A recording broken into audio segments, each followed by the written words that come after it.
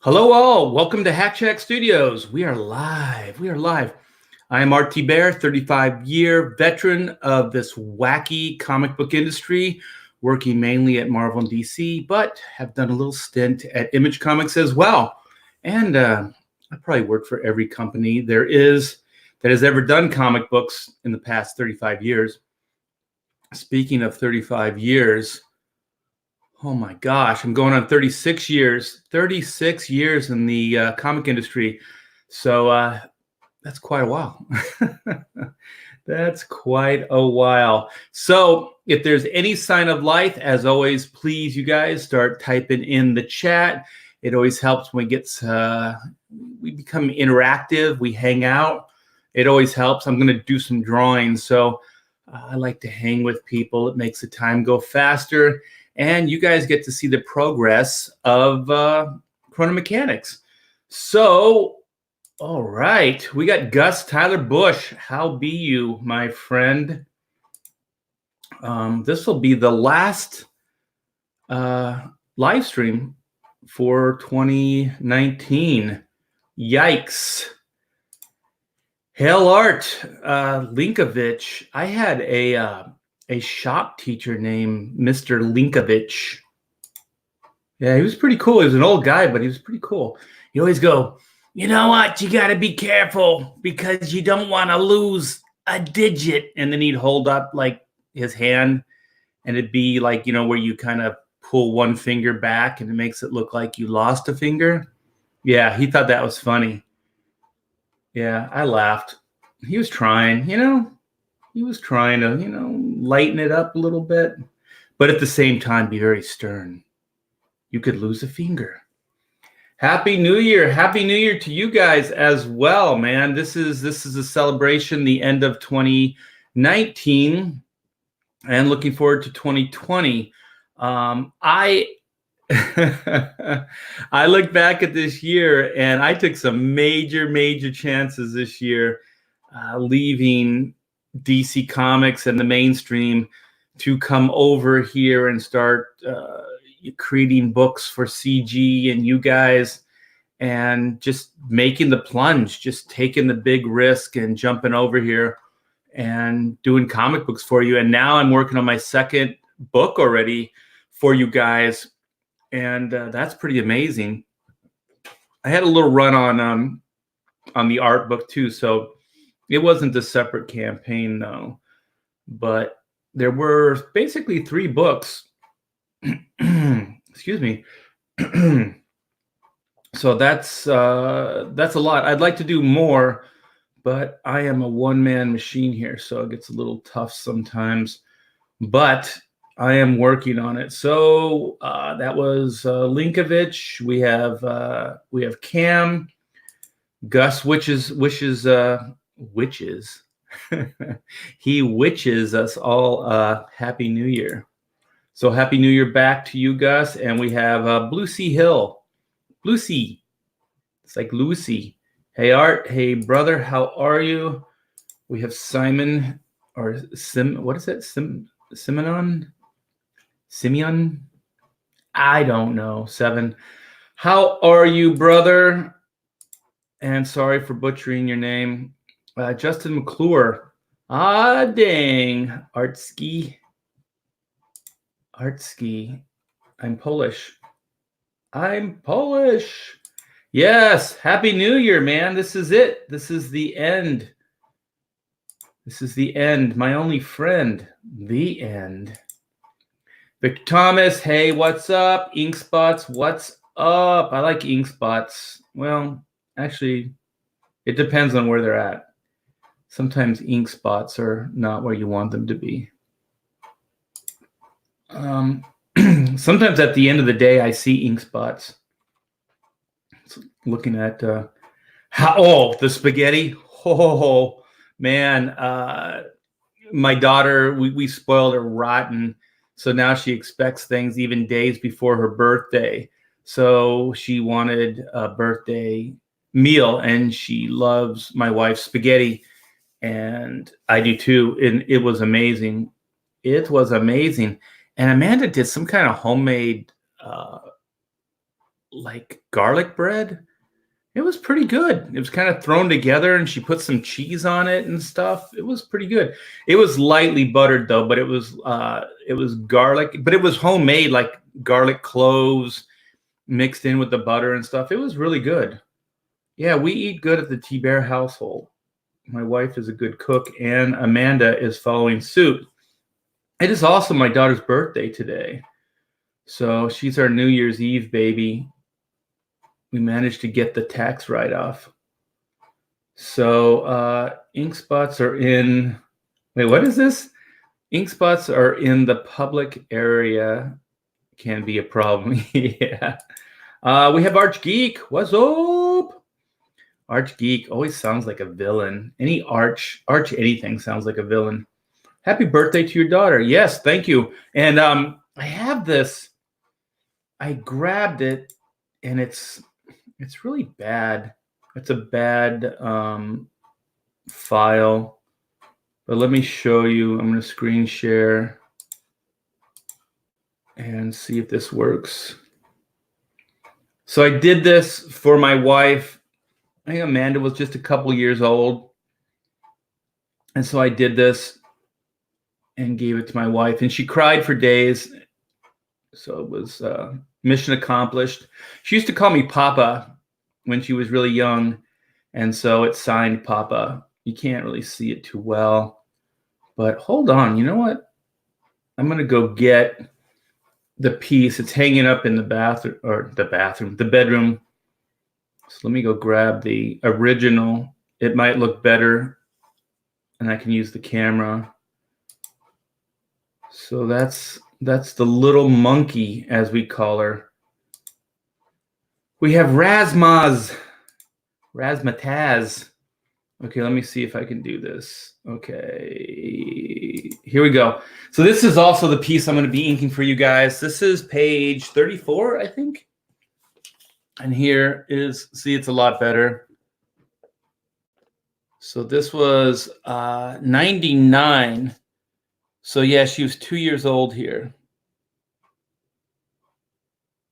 So all my background is in illustration, so I can do this stuff really, comes second nature. But I don't really like drawing like this. I like comic books. So, but I did work as an illustrator for a couple years. So that's that. And you know what? I'm going to tease the preview for you guys. I have a page that I got back from Narwhal, a color page, and it looks pretty killer. And I want to show it to you guys. Let me see if I can find my right nib here. This is my sharp one. This is my duller one. So I'm going to try the dull one first. Oh, I did finish this up. I was doing this last night for you guys. So these are the sketches or the drawings for the black and white campaign. So if you got a dual head drawing of black and white, this is what they will look like. So I'll probably be doing some more on live streams, but I just wanted to kind of get a template, you know, finish up one and see how it looks. So I've been pretty busy the last couple days after Christmas. So these are my layouts with Render Contenders finishes, or breakdowns, I mean. So my layouts, his breakdowns, and then it'll be my finishes over his layouts. So we're moving along. I got a message from Narwhal, and he's like, send me as many pages as you can. I want to try to finish them all up before the end of January. So yeah, we realistically don't hold me to this, because you never know what the future brings. but this book is coming along a lot faster than we thought. And I don't want to get into a black and white scenario. There was a lot of learning, so I'm very thankful for your patience in getting the black and white book done and getting them out. But I want to make sure I can get this Chrono book into your hands a lot faster. And that's my goal for 2020, is to get stuff done quicker and out to you guys faster. And I can do it. I mean, I have the discipline. It's just a matter of trying to figure out how many hours per day I can spend on this, that, and the other thing. And then, every day work on getting faster. The way I work usually is I try to come up with a game plan of how to get things done. And then you can't see results quickly sometimes, so it's over a period of weeks and months. So you come up with as best of a game plan as you can as far as how to get things done, and then every day you follow it to the T, and then every day you strive on getting faster and faster and faster. But the only way you can really do that is to stick with the schedule and to stick with your agenda. Otherwise, you can't really monitor progress because you're doing different things every day. And that's really hard with what I'm doing here, because every day is slightly different. And there's things that I can't really predict. So I just have to try to schedule that in as well, so I can, try to stick to a schedule and to get that discipline to get work out to you guys quicker. Because I have Black and White Volume 2, I have Oodles 2, and then I have a story breakdown for another Chrono Mechanics story. And I have another idea that I'm really happy about, and it's coming together. But that's going to take a little bit more time, so that's on the back burner. But I'm working on a piece of artwork in my spare time, which I don't have much of, and it's going to be the cover of the Oodles book. So I'm going to preview the new project on the cover of Oodles of Doodles and Other Stuff 2, Volume 2. So that should be a lot of fun. And yeah, and it's probably going to be even done in a slightly different style as well, because I'm already playing with some ideas of how to depart. It's going to be a little bit of a darker story, and it's going to have supernatural aspects to it, and hot ladies. So whenever I think of supernatural, I always think of hot ladies. I don't know why, but I do. So yeah, a lot of stuff planned for this coming year. And I hope you guys want to stick around and see where everything's going to go and support these projects. That's the main thing, is you can't do these books unless you have the support. I'm going to round these nostrils off a little bit. It's the upshot of the foreman, and he's piloting this drone. So he's got this VR headset, and he's piloting this drone right here. So Chrono has some fun, crazy tech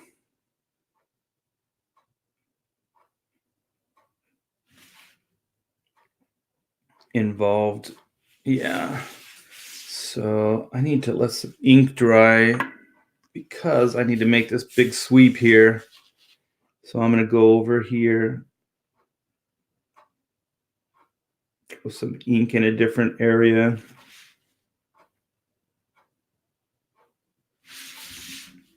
So you guys got all your New Year's resolutions and your plans for tonight? Crazy New Year's parties. Yeah, my daughter likes to go to San Diego. There's this like old town area, and my wife and I usually go, but and she invited us, but we didn't want to. This is like her and her boyfriend. Let them have a day. And so she's going to come home tonight, and then we're going to have a birthday / New Year's party. So that'll be fun. Make some noise tonight. And my wife is getting, what'd she say, like 50 books out today. So she's at the post office right now. And she wanted me to tell you guys that 400 books have gone out so far for the Black and White campaign. And we talked, and she said she has about 5 more weeks based on the schedule that she's got right now to get the remainder of the books out. So I was on John's stream, John Malin's stream last night, and people were asking in the chat. And so, yeah, the end of January, all the books, early February, all the books should be out. And that'll be just in time for the next campaign. Because I've had a lot of people asking me if they could get Black and White, the first volume, and especially the variant cover, the Grey Capullo variant cover. So I'm going to run a short campaign for those books. And it'll probably be very, very limited because we didn't overprint a lot of books. So it'll kind of be a sell-through of the books that we have printed.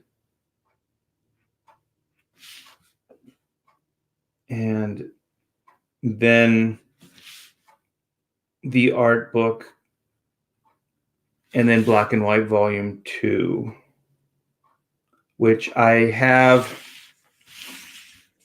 a cover laid out for Black and White 2, and I have the first 3 pages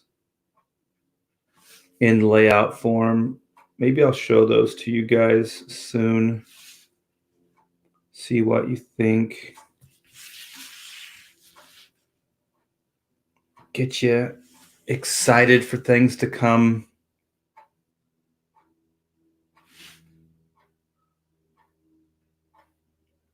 Some people are like, we don't want to show you too much going in.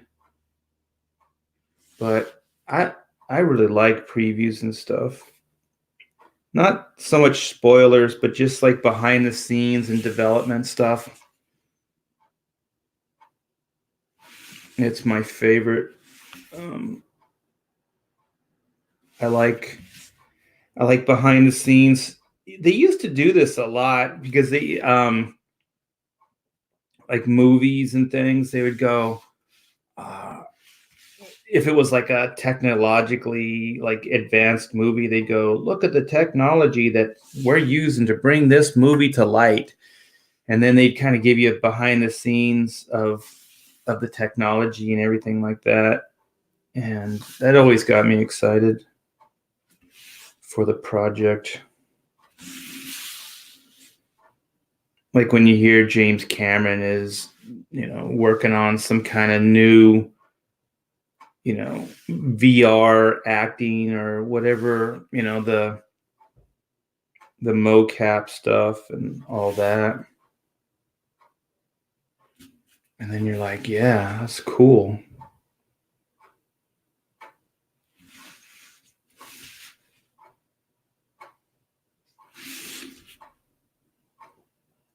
And you get a little glimpse before it even comes out. But they're all kind of behind the scenes things. I remember what a disappointment it was after, but when they released the Batmobile for the Zack Snyder Batman Superman movie, and I was like, that's pretty cool. And then they showed Ben Affleck standing next to it in the bat suit, and it was kind of like sepia tone. It was not sepia, it was all like kind of grayed out, like desaturated color. And I thought it looked really, really cool. And I remember The Watchmen, before the movie came out, they showed the owl ship. And I was like, oh, that is cool.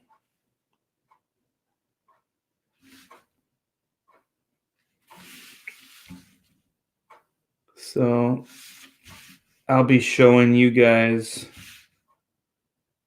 early development stuff and just keep you up on the progress of things and how stuff is shaping up. I got my nib that has, it's a little sharper. It's not as dull. So I'm doing the more refined, detailed stuff. And the Chrono Mechanics style has a lot of organics. So very rarely will you see me use a ruler on stuff. So it's all freehand. And to be honest, I don't like working with tools, French curves and rulers. I don't really like it. It's kind of a necessary component of what I do, but I don't really care for it. I'd rather freehand it. I've had people say, like, is that all like ruled out or something? I'm like, no, it's freehand. I kind of taught myself to just do a really clean, precise line, so I didn't have to use those tools, or I don't have to use them as often. And Chrono, I think it adds to the charm of the style when it's not completely perfect.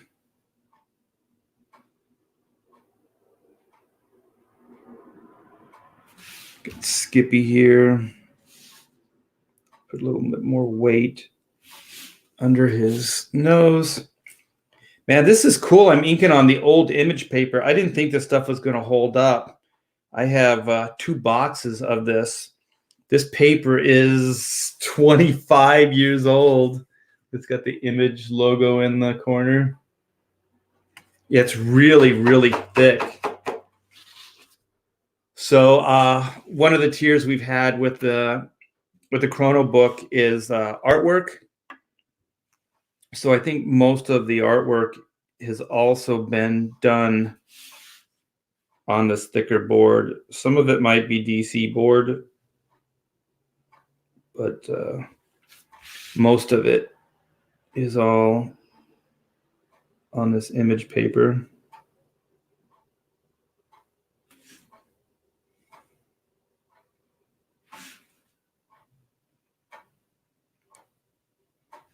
So you try to keep it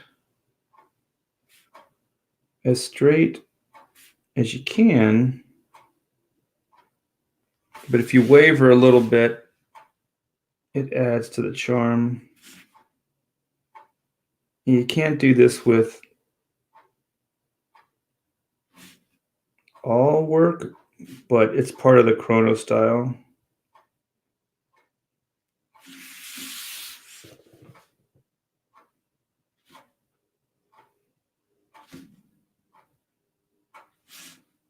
And I think it looks pretty cool.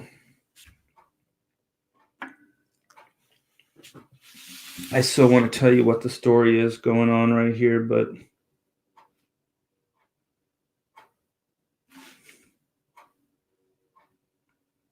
not yet.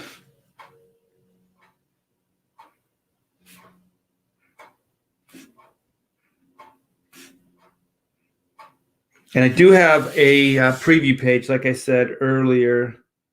So anybody that's coming in a little late, I'm going to show off a finished page. And it departs from a lot of the stuff that you've seen so far. So it'll kind of show you how epic the story is. Because most of the stuff I've showed is from the same opening of the book. So it's got kind of the same background and scene. But this stuff will have other locations. So you can get an idea of the different worlds, the different timelines that are happening within the story.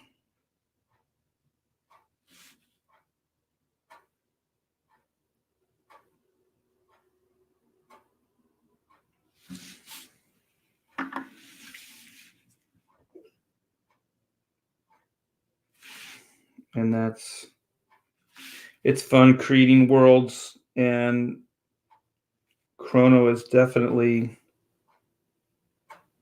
one of those concepts that requires a lot of world building, because not a lot of this stuff exists. So it's all drawn and created and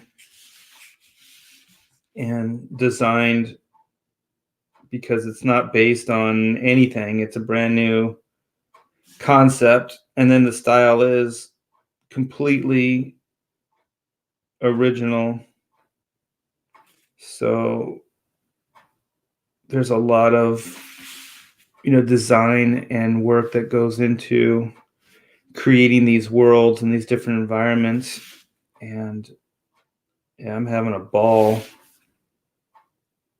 The different ship designs, different characters.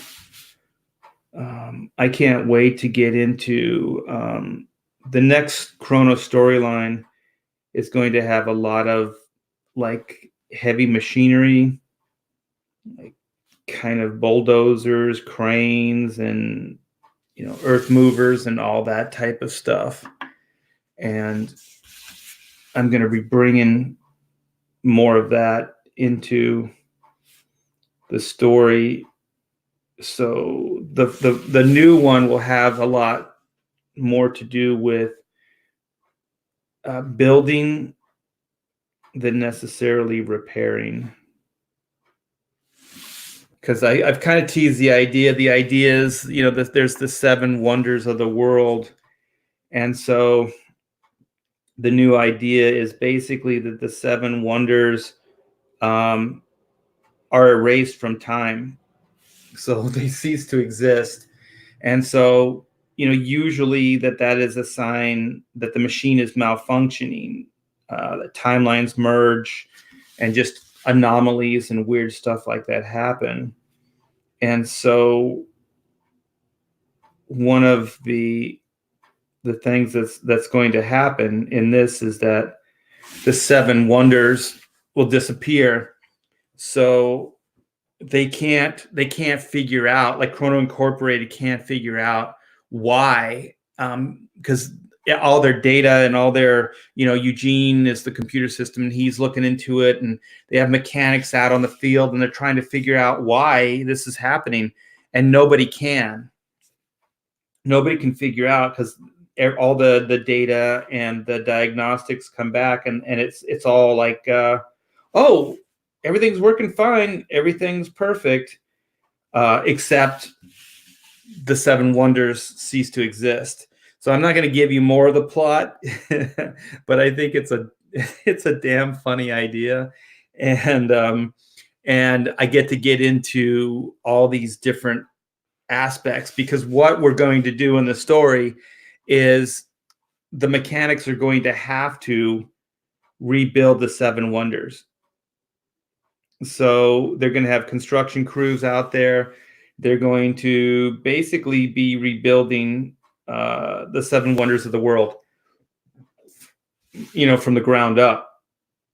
And so each one of the mechanics is going to have, like, they're going to be in charge of a work site and overseeing and rebuilding. And then, of course, they'll have to, somebody will eventually figure out, what's happening. And they'll have to fix it. But I think it's pretty funny, and I don't know, I think it's clever. And so then what is going to, one of the fun ideas too is that we'll find out that there's an 8th wonder of the world in the story as well. There's not just 7.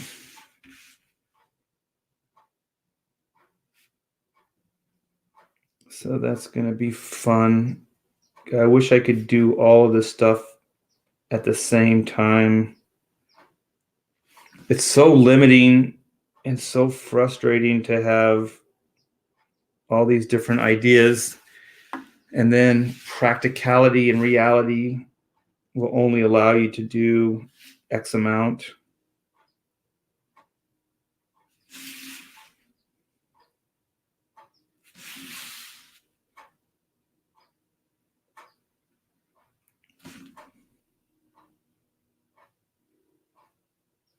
So this is the Foreman's VR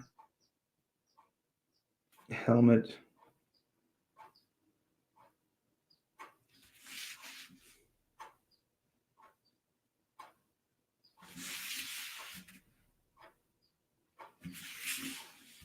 So I'll bring this around. I'll ink up Skippy, and then I'll jump back and catch up with you guys in the chat.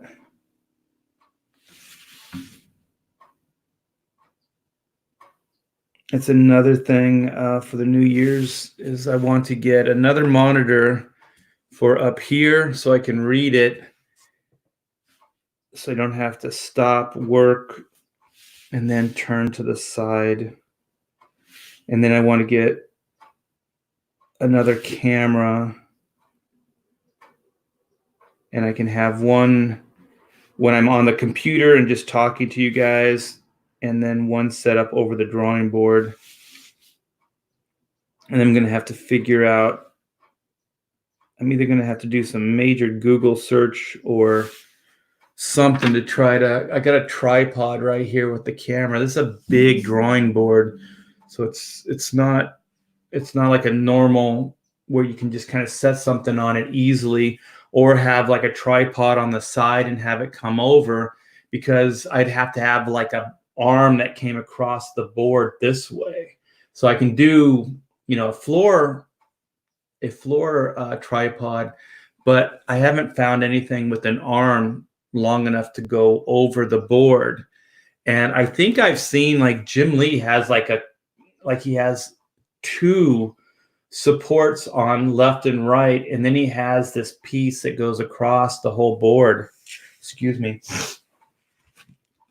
And so he can have the camera right in the center, and also the way that my board is leaned this way, and so the camera slightly distorts everything, so everything has kind of this effect to it instead of flat.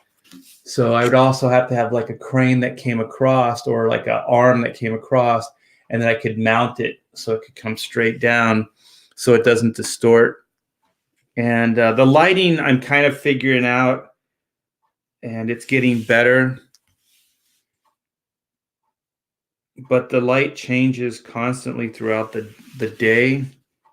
So what looks good now might not look good at 6 o'clock tonight. So it's all kind of a learning curve, but I want to focus on giving you guys the best resolution and the best show I can.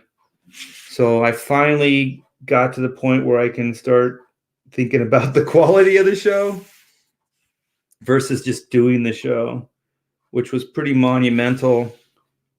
I can be outgoing, but I'm not really that outgoing by nature.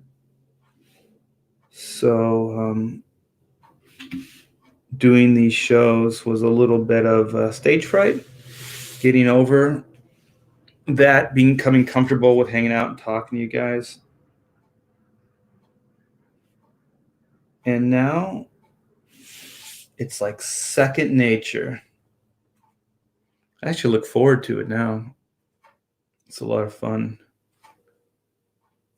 It's like bringing a convention experience to a lot more people, and in a way more intimate way than a convention.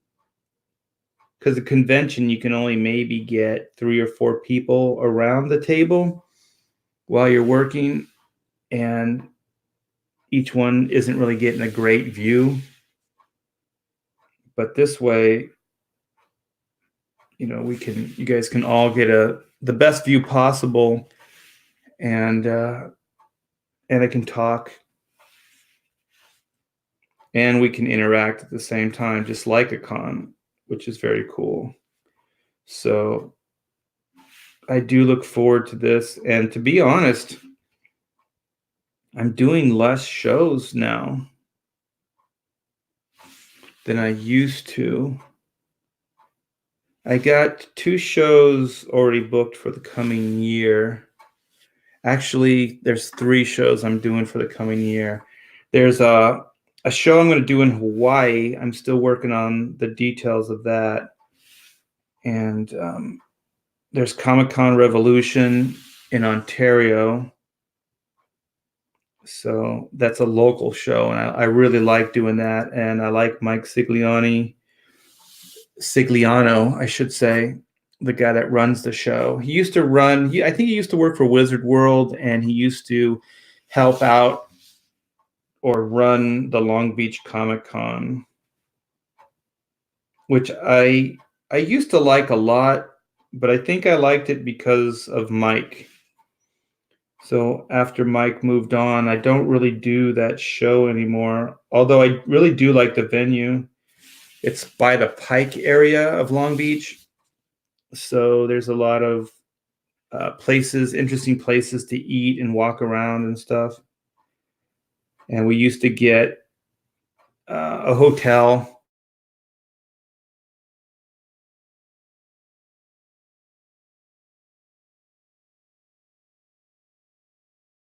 Like an old school, like beach or like amusement park on a pier type of thing.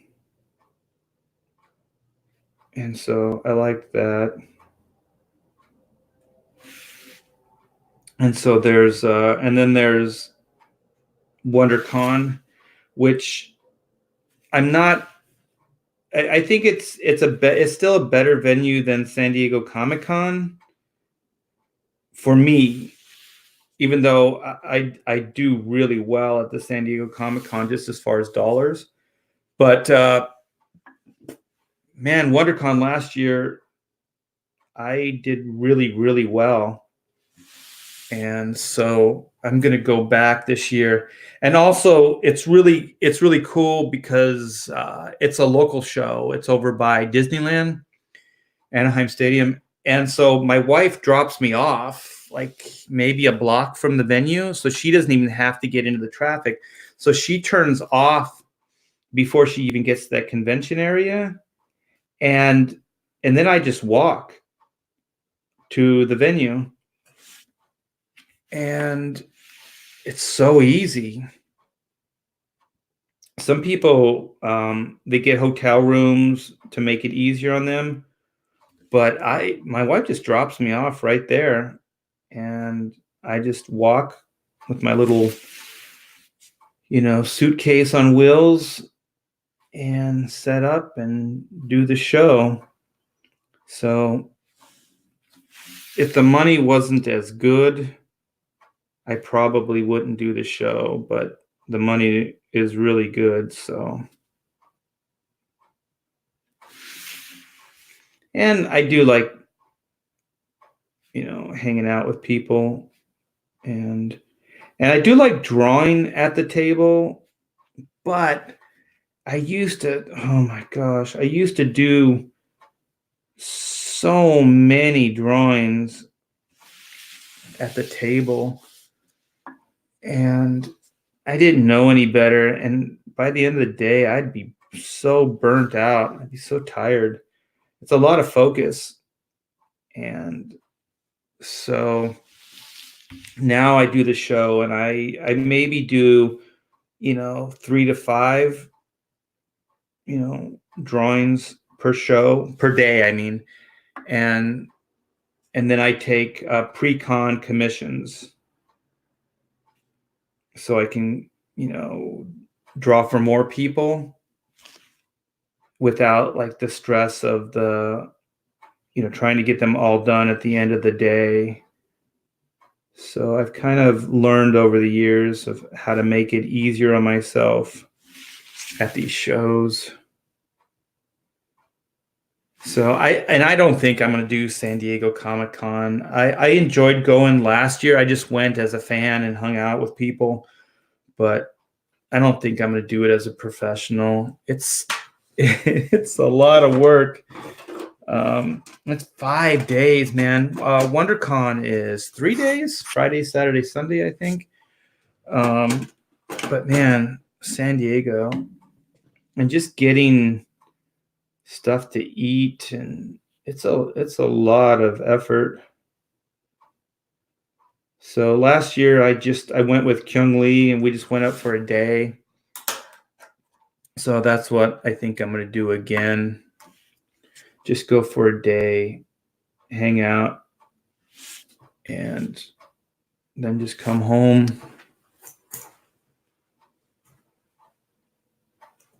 It's good exposure and all, but like I said, it's a lot of work. It's a lot of work just to eat and get back to your hotel, and just like really simple things. It's a lot of work. It's not like I don't mind like work as far as, sitting at the table, drawing, stuff like that. But it's work just to kind of live, just to survive. It's a really strange like venue, and I kind of miss the old days where it was smaller and you could just walk right up to people. I yesterday was talking a little bit about getting to meet Sid Mead at the San Diego show, and just walked right up, talked to him, hung out, and it was great. And now I mean, most of the time they make such a big deal that somebody's there or whatever, that or they have meeting times that you have to have like a number and a time to kind of do the meet and greets and all that. And it's just a pain in the ass. I like to be spontaneous. I just like to walk around and go, oh, look at that. Oh, check this out. I don't like to put that much effort and time into, oh, at this time, this guy is going to be here. And at that time, the other, maybe one or two of those, but it seems like San Diego it's all that now. You kind of have to know what you want to do before you even do it. So I like WonderCon because I can just go and do the show and don't have a lot of hang up. And last year I brought my own lunch. Like my wife made me. I did the show with Taylor Grosso, and so she made us a lunch, and man, just a ton of food. And everybody was jealous, like, because we're just eating there. We had these killer sandwiches and everything. She made us these sub sandwiches, and we're just eating there. We have multiple beverages. We have chips and cakes, and we have vegetables. Carrots to munch on, and celery, and all kinds of stuff. And those guys have to pay a bunch of money, go wait in line, and and the whole 9 yards. So if there's anybody out there that's thinking of doing some of these bigger shows, bring a lunch, man. Pack a lunch. There's nothing wrong with it. And trust me, anybody that's thinking like, oh, that's stupid, I guarantee you they're all going to be jealous when you're sitting there, eating away at a good, well-prepared lunch versus, a slice of pizza that costs you $8, or oh my gosh, those hot dogs and stuff. I can't do those things. I've been hard up and had to, but yeah, it's not good.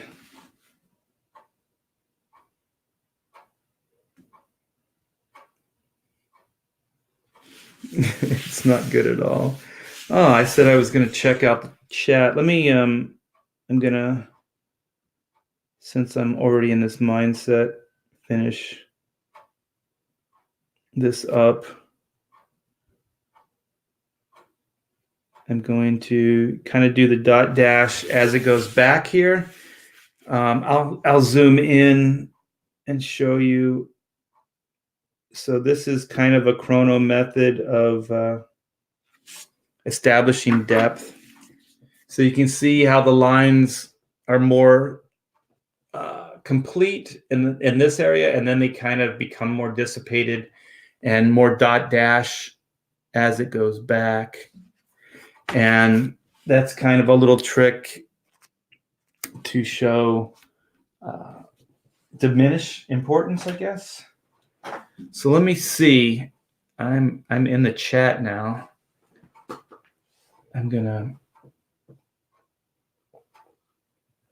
Well, I see I didn't go back in time in the chat, but I see something that's absolutely hilarious. Kun can carry art around like Mando carries Baby Yoda. Pretty funny, comic book Bob. If I had thinner skin, I would be hurt by your remarks. But I am not. I'm amused. All right, here we go. Got a lot of new faces in the chat. Welcome, you guys. And Happy New Year's Eve. We have Nighthawk Warrior. He's somewhat of a celebrity in these chats. We have Eric Hawkins. Justin McClure. I like saying that. That's just such a great style. Really looks nice. Thank you, Ink Spots. Yes. I have been working my butt off trying to develop this style. Happy birthday to your daughter. Well, I will tell her that. Thank you. Okay. Happy birthday, kid. Happy New Year, the El Gargoyle. Yes, Happy New Year's. And Peter says Happy New Year's to the chat. Happy New Year to the chat, not New Year's. That would be weird. Came out great. Okay, anyone else drinking? I'm drinking iced tea. No, I might break out in some heavier alcohol. I'll drink a beer every once in a while now, but I can't drink beer like I used to be able to. I like a little harder stuff. I get bloaty. Beer makes me bloaty. Okay, Eric Hawkins says, I just came across a book while cleaning my studio with a cover by Art. The Marvel Tryout book. Yeah, I did the second Marvel Tryout book. Man, you talk about an honor. I cannot believe they asked me to do that. So I penciled and inked the cover. And I do believe Liquid Color Studios, I think that was their first work. So Jeff Matsuda, myself, we shared a studio with Chris and Aaron, and those are the two guys that were responsible for Liquid. And we were trying to get those guys in, and I do believe that was their first professional work.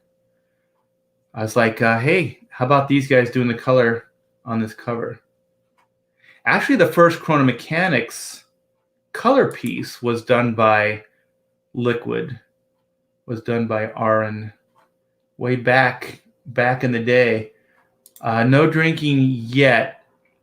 Supposed to be on a stream with Cecil later tonight, so there'll be some drinking. Man, there was some drinking last night. Holy shit. That's no drinking, that's drowning. Yeah.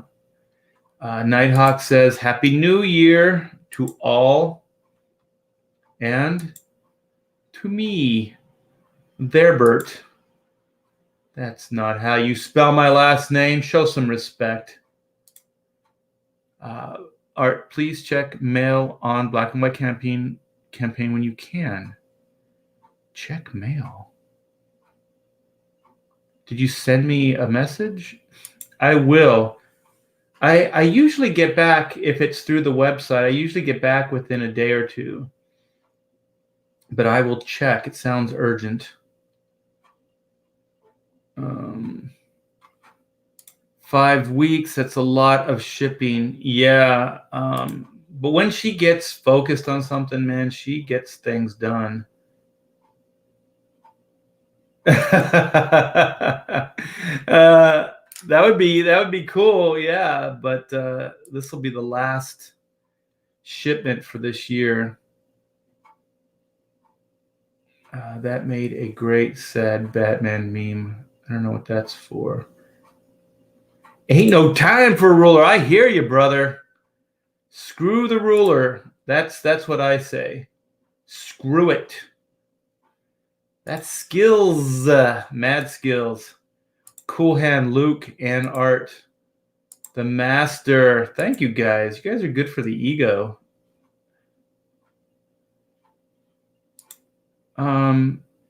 Yeah, it helps in resale as well. So one of the reasons I do well at comic conventions is because I actually have physical pages. That's awesome. Looks cool. No spoilers. Okay, that's when I was talking about the stories. Yeah. 7's lucky, but 8's infinite. Is infinity and beyond. Yes, it is. All right, we have Mayfield Jukes. Yes, Happy New Year. Yes, be careful. It's it's amateur night. I may tweet this out later, and I'm not going to give you credit for it, Mayfield. That's funny. That is funny indeed. Yeah, there's a lot of first timers out tonight. They can't handle their liquor. Cleveland Comic Con, please. We have so much family in Cleveland. Comic Book Bob, if you can get me back out there, I would love to come. I would love to be out there and doing my dog and pony. No, I'm not going to do that. But we might do this.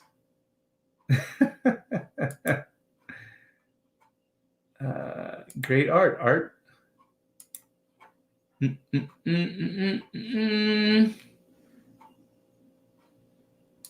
Yeah, this is Blue Line, even though to get my camera to work well, I got to desaturate some of it so I can get a true like white. And so, yeah, this is Blue Line. Did you print this out on Blue Lines, and how do you do that? Oh my gosh. It's a little bit of a process. I think it would take too much to explain here. But there's a lot of tutorials out on the internet, and everybody does it slightly different for different resolution. But I say always err on the lighter side of the Blue Line printing, just the verge of not being able to see it, because sometimes if it's too dark, even though you take the blue out later for printing, you can still see the blue. It turns to gray, like a light gray, and it'll make the page look muddy. So make sure that it's on the lighter setting. And just as a tip too, when you print out these Blue Lines and you make them light, like I'm telling you, be careful, because the more you work this, well, I'm right-handed. This right here, you can see a little bit of blue. It'll pick up the ink. So if there's a lot of detail on the page, what it will do is it'll diffuse the focus of it, and it makes it harder to see. Sometimes it'll eradicate it altogether.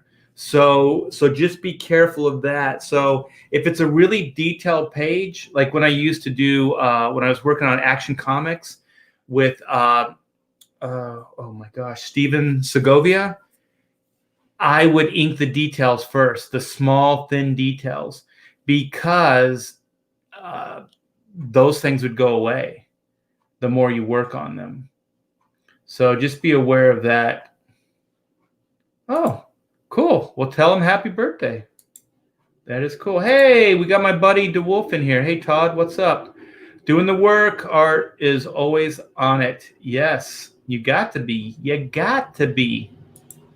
So DeWolf has a book that he tells me about a lot of when we're done with Pontificators. He tells me about his upcoming book. It sounds really good. It sounds cool indeed. All right. I'm going to read this one, and that'll be it, and get back to work here. I want to print out full-size pages, but those bigger printers are so... Yes. No, you have to have them, though. I have a multi-use printer. It has a scanner on top, and then it has 11 by 17 print capabilities underneath it. So I can do both with the same machine.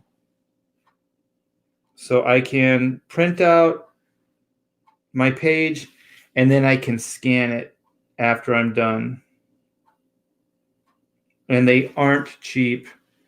But one of the things when DC wanted, I mean, I was very lucky.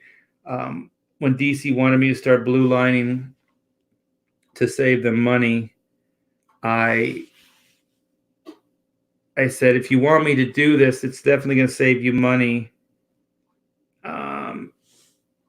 But you're going to have to pay for the scanner. And they did. Because it is more work. It is more work than there used to be in comics.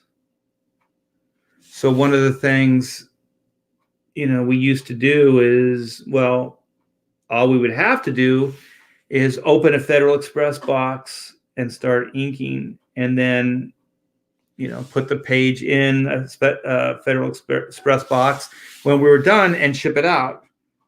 And now, with the way things are, we have to format, print, and then ink on blue lines, which is I've made my peace with it. I don't like it. I like inking over pencils because there's a lot of subtleties and things that a penciler will do that I pick up on. I like it. And so with the blue lines, you can't see those anymore, or it's harder to see them. And so I don't like that, because there's also an energy and a kind of a visceralness that sometimes the pencils have. And if I'm inking right over the pencils, I can kind of keep that energy. But inking blue lines kind of take a little bit of the life and energy out of the artwork. So you have to be real careful when you're inking it, because you have to make sure that it still has the life and energy. It's a real balance. And so when I negotiated my agreement with DC, I told them all of those things. And unlike Marvel, which didn't give a crap about any of my concerns, to DC's credit, they did. And as far as I'm concerned, DC is a way better company to work for. In the day, Marvel was pretty good. I did like working at Marvel, like my early part of my career. But the later Marvel, when I was doing Ultimate books and stuff, there was definitely a shift going on, and a different mentality. I guess pre-Image Comics, after Image Comics. But DC is the saner comic company, and you can talk with them. You can work problems out. They listen.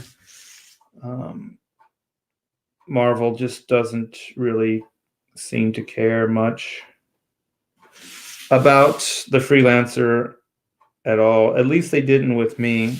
Some people might have a different work experience, but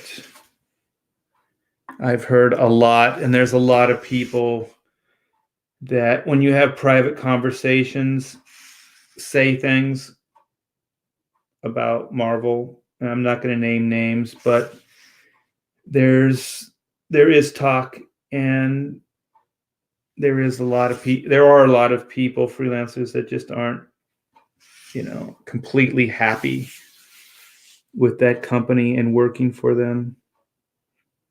And I don't blame them, but I just want to be clear. I never had a problem with DC Comics.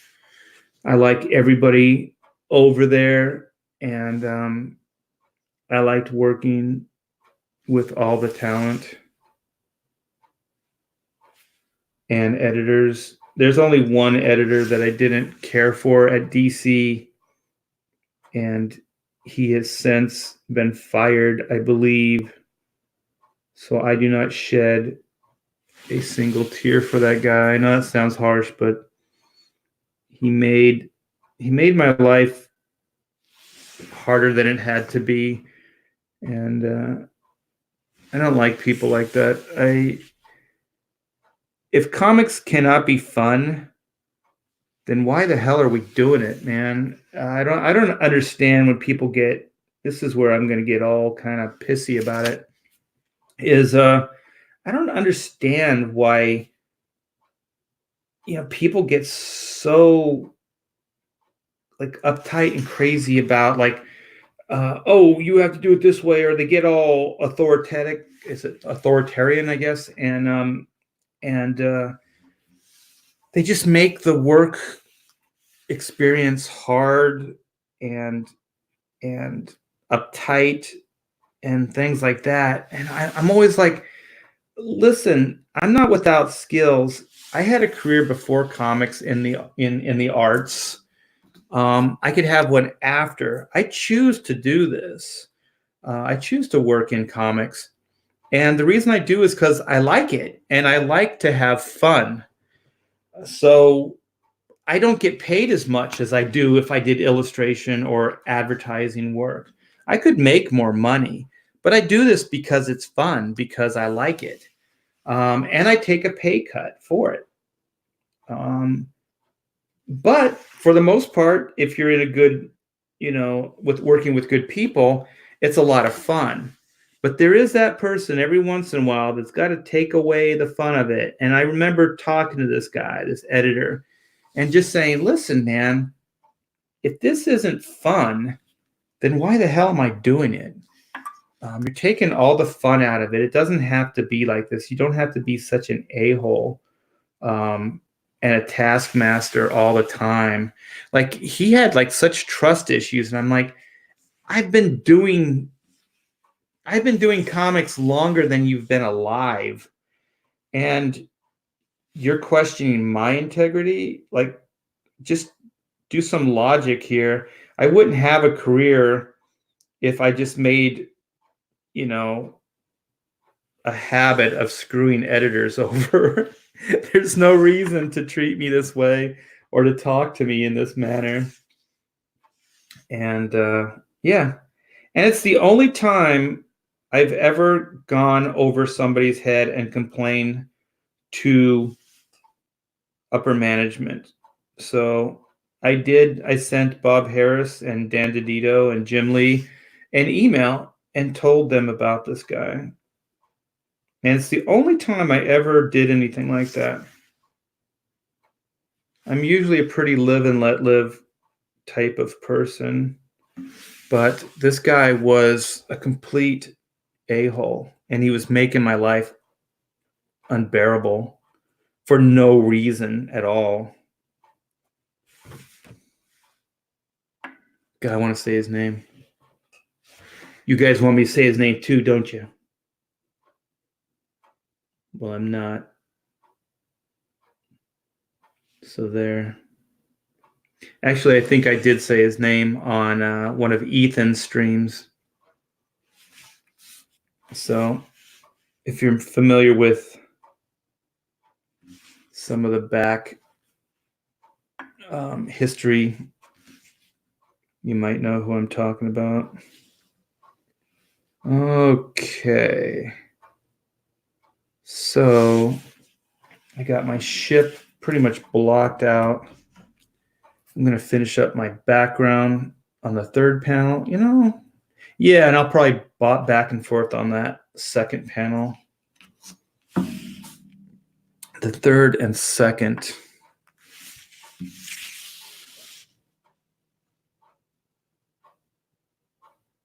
Yeah, for the most part, comics is pretty fun, and everybody that works in this industry,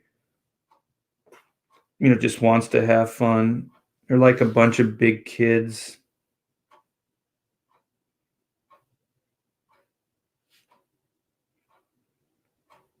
Every once in a while, man, there's that one person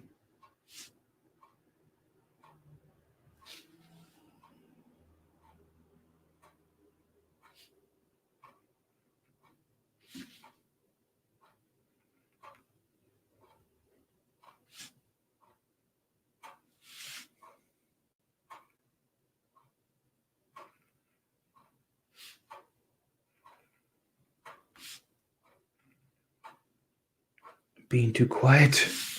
I'm being quiet.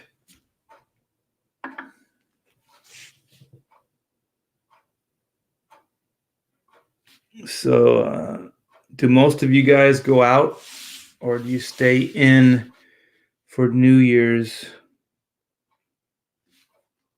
Stay in and drink quietly.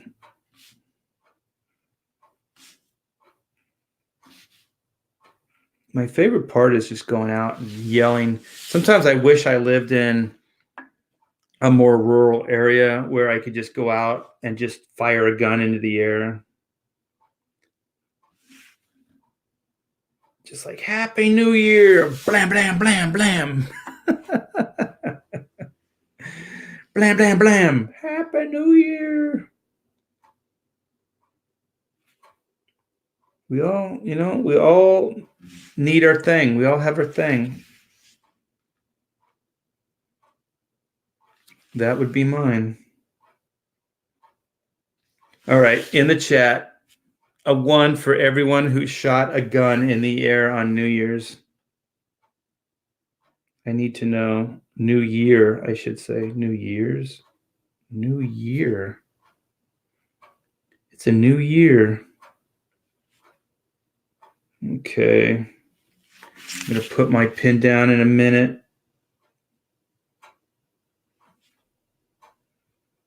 If there's a lot of 1s, I'm going to have to look into this.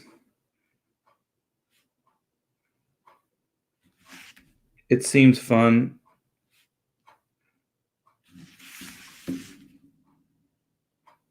And I know what goes up must come down. I wouldn't shoot it straight over my head. I'd shoot it in a direction away. A direction's kind of at my neighbor. Because I hate my neighbor.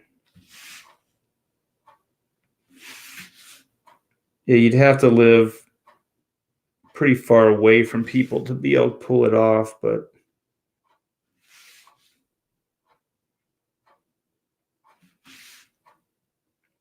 so I don't want anybody in the chat telling me how dangerous it is.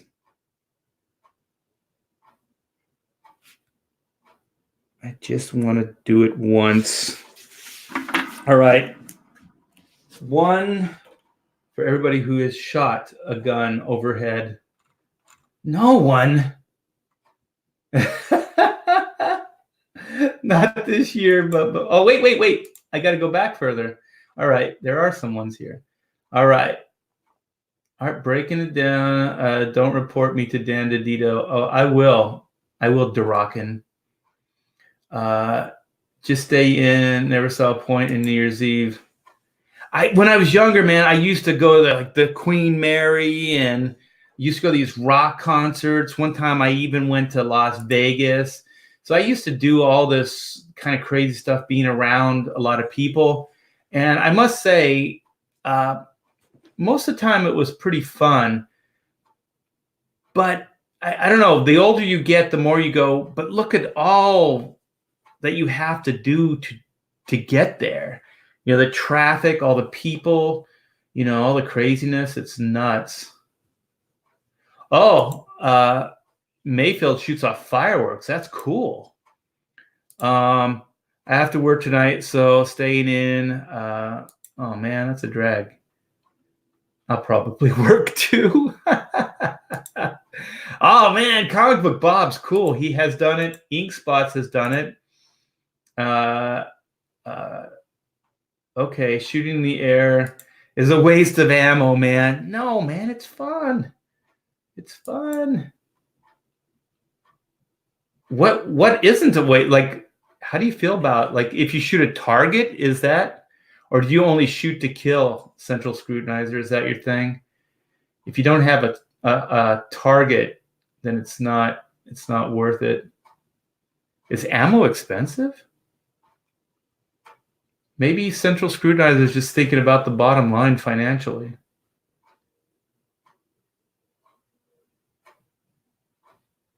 Well, I know. I'm not talking about straight overhead. Yeah, and you'd have to have some distance. I mean, you couldn't do it in a neighborhood like this. Yeah, see, like 5 miles away, something like that. Yeah. Yeah, I mean, you don't want to be dangerous or reckless with it, but I just think it would be fun. Okay, Dad. Well, you know what? Just borrow somebody's gun and do it. Like, I don't necessarily want to, I just want to do it once. I wouldn't make a habit out of it. Yeah, I've heard them too, and it's actually scary in a neighborhood like this. I mean, we're not all crammed in, but there are some areas around here that are more like traditional neighborhoods that there's house upon house, and yeah, that would be scary. And I have heard gunshot here before.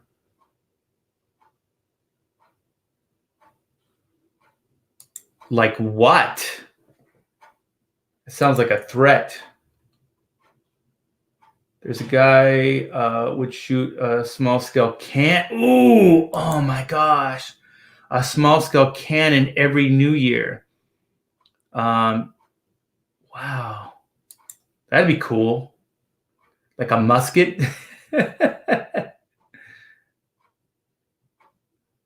Shooting a musket off. Had it in the bed of his trunk. That would be cool. I wonder how big? It'd probably be pretty good size, right?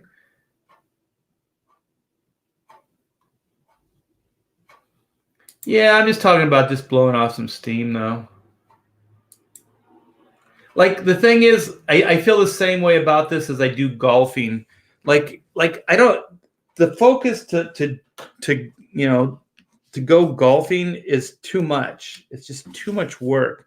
But I'd like to go there and just rent one of those golf carts, drive around, drink like crazy, and then just whack the ball like just out there. Just hit it as hard as I can. Just send it flying.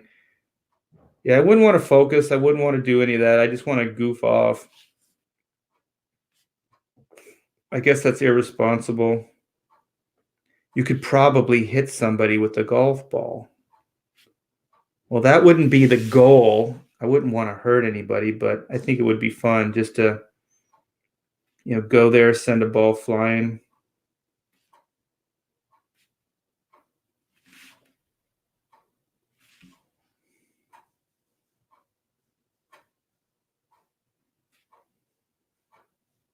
My daughter,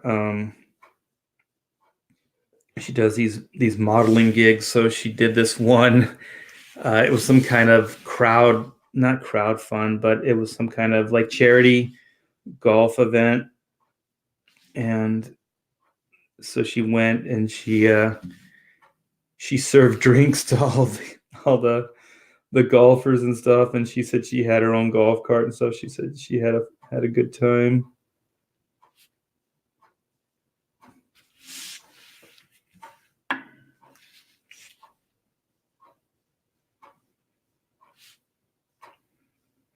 My brother is a golfer, and I don't know, man. I see it drives him crazy. He takes it too seriously.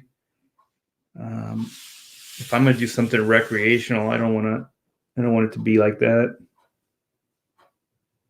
I don't want the stress, man.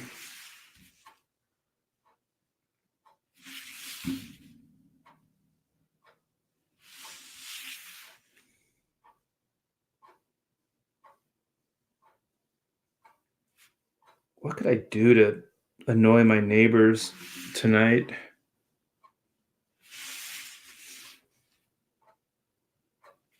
Go set up my drum set out in the front and just do a drum solo. Happy New Year drum solo. Could be fun. Could be fun. I think you are a little thick there, Eugene. Eugene needs to lose some weight here.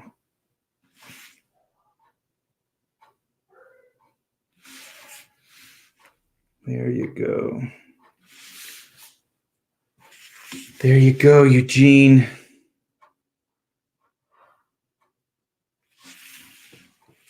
Getting stuff done. Starting to shape up. Shape up, ship out.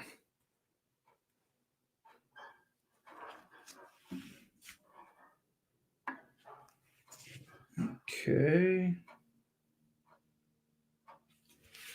He's got a little bit of a fold there in his chin.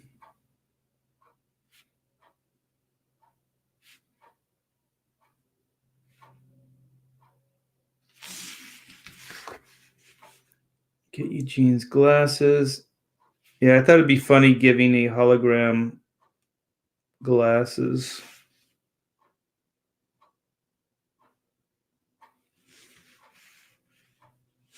There's no need for glasses. And yet, I think it's just one more way that Eugene tries to humanize himself. Okay, let's do some dots.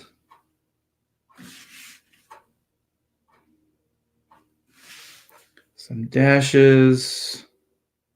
So most of the background on that panel's done.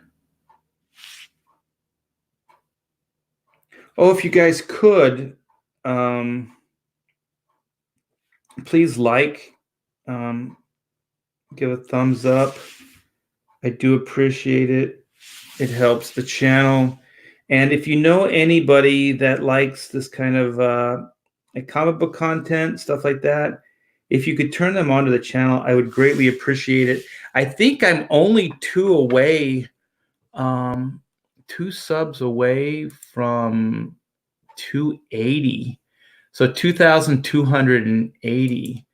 So this has been a pretty monumental last couple of months. I got quite a bit of subs, even with the damn purge, the YouTube purge. So yeah, I would greatly appreciate that. So if there's anybody in the chat that hasn't subbed the channel yet, if you could, if I get 2 people, I can get a nice 280 in there for the year's end. That would be awesome. I would appreciate that. And if you could too, I know I'm asking a lot and I do appreciate it, but tweet out, let people know that I'm inking up some Chrono here. So there we go. It's pretty blocked out. I think after I get these glasses, I'm going to start throwing down some thicker lines on that second panel. Get Eugene's nose in here. And his eyes.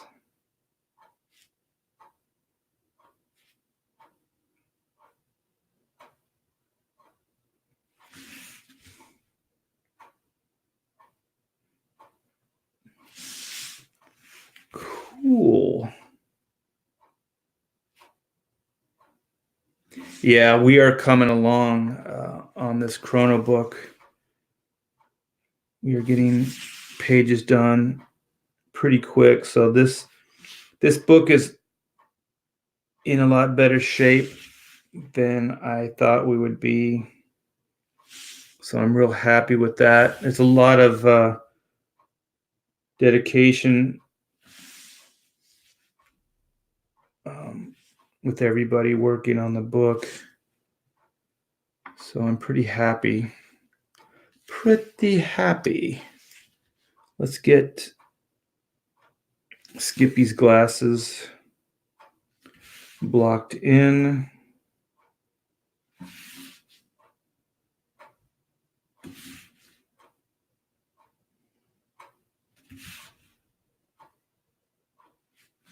And then panel 2.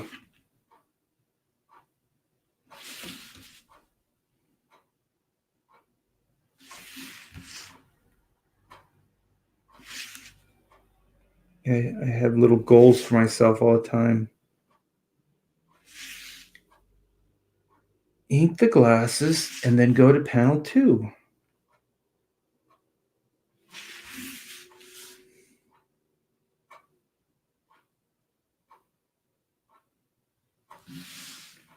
So got this. All right, Eugene's pretty much in there, and so is Skippy.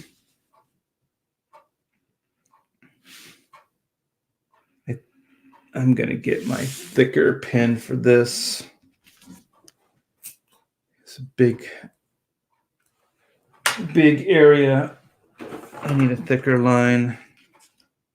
So if you've been listening for any amount of time, I usually have several different pens, and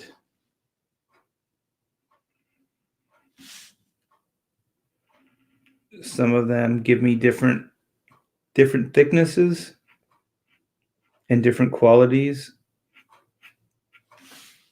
So I'll bring those out for such occasion. Because for me, every time you have to come in and thicken up a line or build a line or draw a line, it takes time. So the closer you can get to it with a nib with a certain thickness, the better. And I know that they're like markers come with different thicknesses as well. So if you guys are inking with just a really thin pen, it's not really good for everything. So you might want to get different size markers if you use markers. And then you won't it'll end up saving time. And I think it looks better too when you can put a line down with the fewest of actions, because then it's more spontaneous. When you have to go over it too many times, it can become sterile and lose some personality.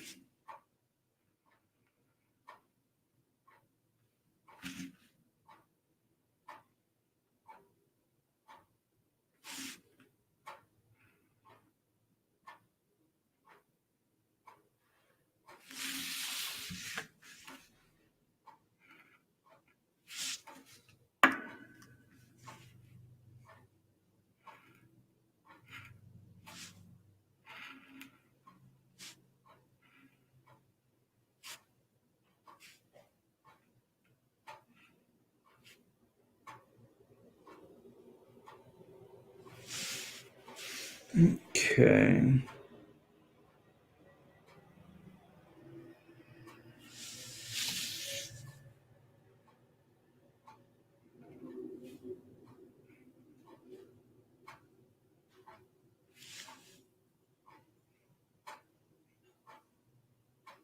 So I don't want this line to be too solid here, because this is a plate. It's not open.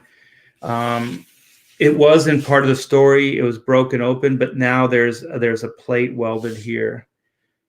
So if I made these lines solid, it would look like this was open, but by breaking up the line here, it implies that there's a piece here, that it's not open and you can't see outside of the ship like you could in the earlier shots.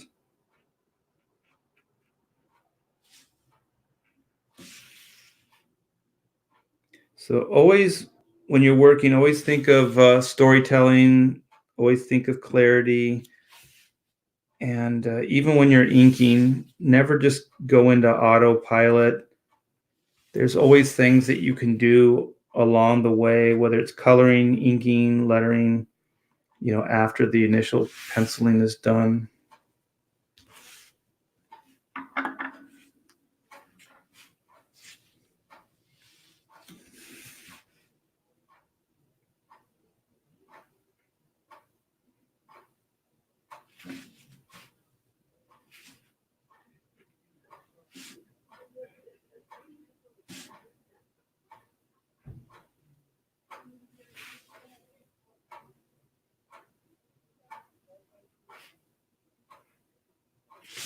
Okay.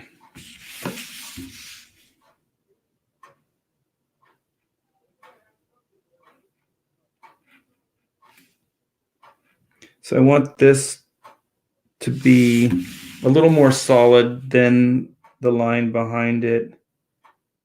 And I'm going to show you a mistake I just made.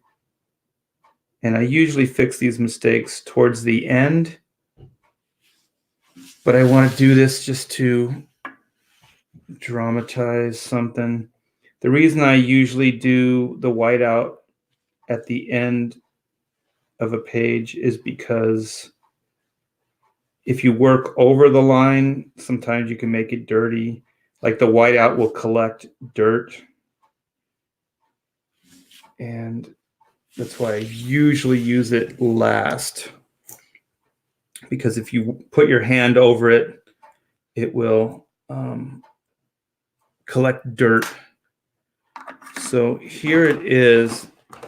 After I told you about this line right here, I ended up inking this very solid and very textured. And actually, it should not be that at all. So, like I said, I usually do this at the end, but I'm going to do it now. Make sure I don't have any wet ink. So I'm going to take most of this line away. Either take it totally out or diminish it.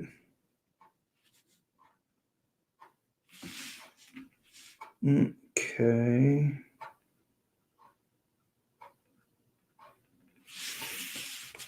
So, because you can already see by taking the line out, it's showing that this side right here is connected to this plate that's been added here. So, and I'm going to do some rendering on that plate to make it more like it is connected.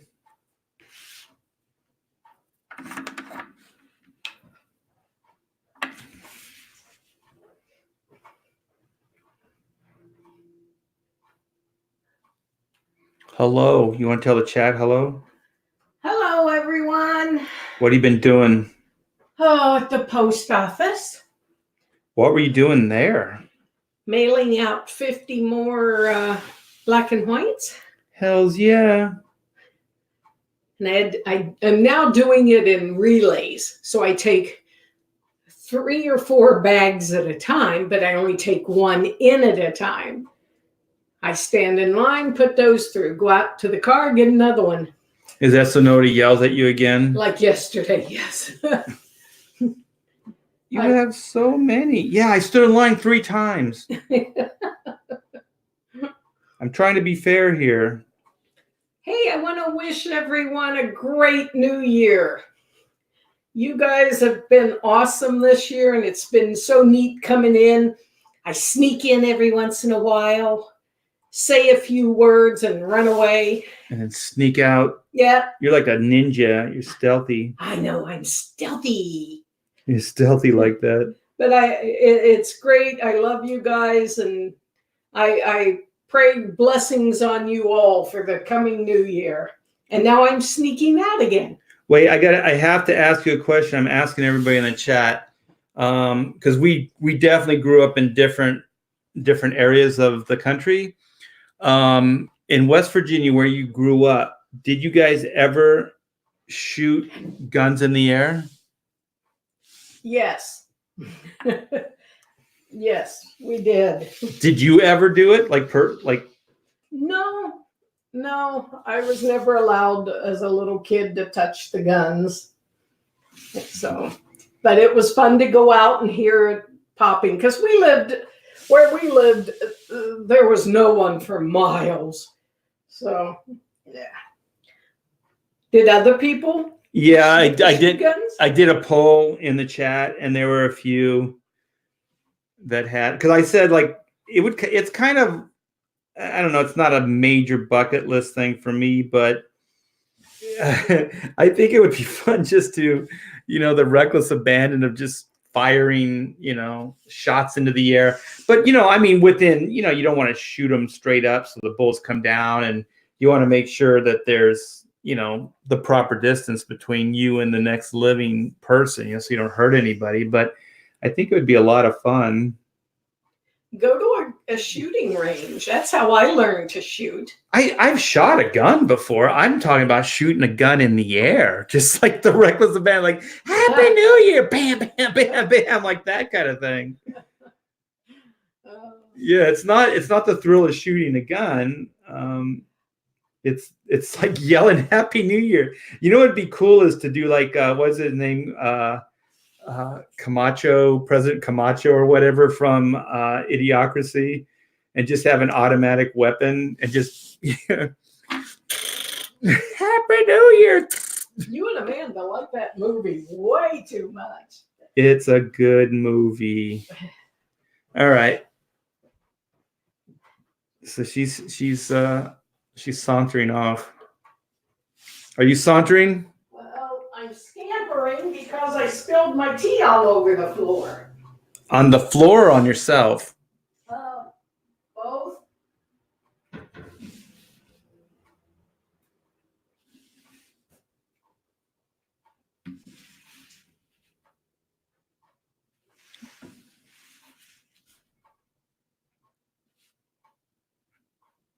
Poor lady. Okay, so I got to be careful here and do that as a little bit of a broken line.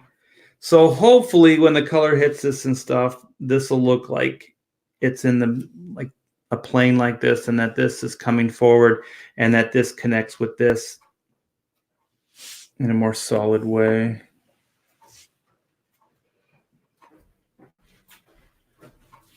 Got awfully quiet. I'm focusing. As soon as you leave, all the energy goes with it. Oh, sure. She has that way.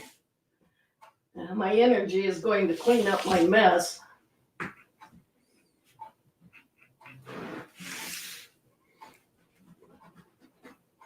It's a working studio. It's already a mess.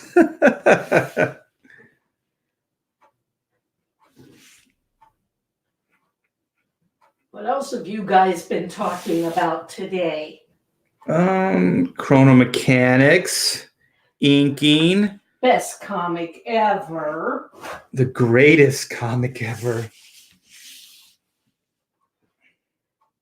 I talked to him about some of the future projects we got lined up. And let them know how much we appreciate them. That's always good. That's a good one. Yes. And, what's your New Year's resolution, Pamela? I don't make them. You don't make them at all? Nope. You have in the past. You don't do it anymore. Yeah, I just don't do it anymore. It makes me feel guilty because I don't do them. You don't keep them? Yes. And I got enough guilt. She does. I'll vouch for that. Yeah, I'm my pledge is to try to get a schedule and stay on it. Yeah, well, good luck with that one. I usually pull it off, but this is a lot different. There's a lot of new hats that I am wearing these days. Some of them are really nice and stylish hats.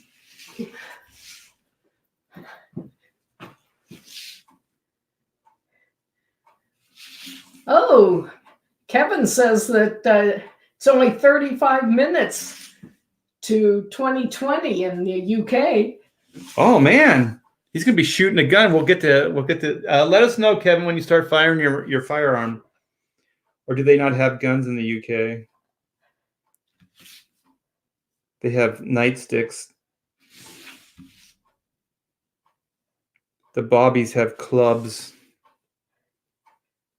You can do a lot of damage with a stick. You could do more damage with the gun, though. You can do more damage with the gun from a distance. You don't have to be as close. That's all right. I think Bobbies do pretty well. And they don't get the satisfaction of firing a gun overhead. I have something special planned for Kevin, but I don't want to tell him what it is yet.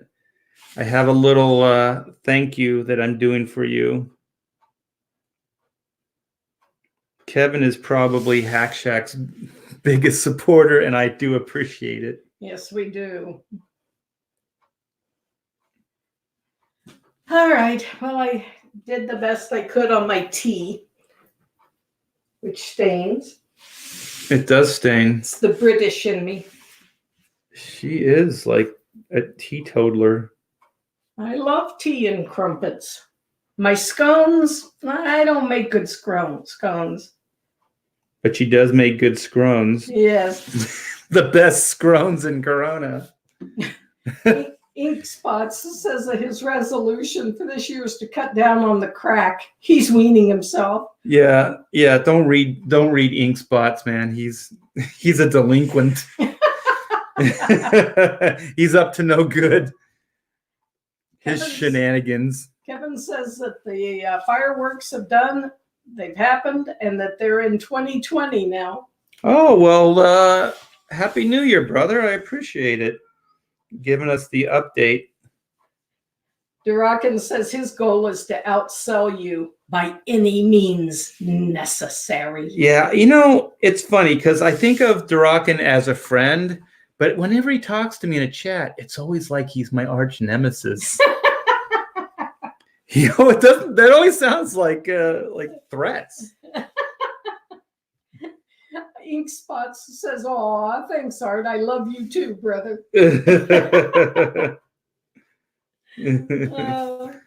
It's all good. 2020, can you believe it? Momo answered. Momo said, no, I can't. 2020.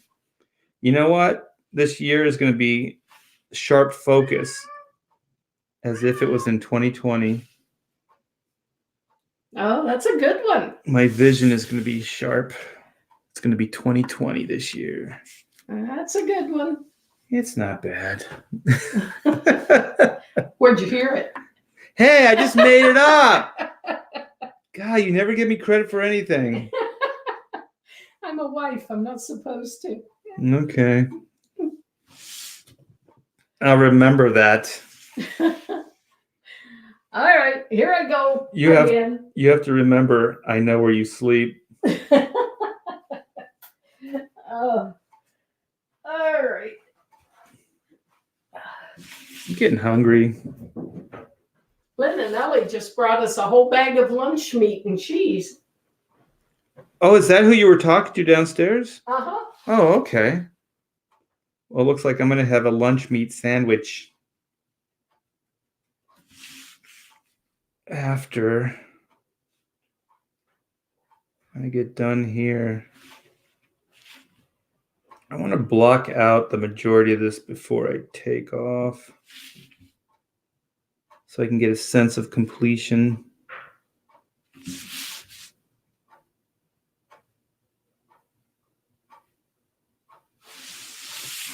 All right.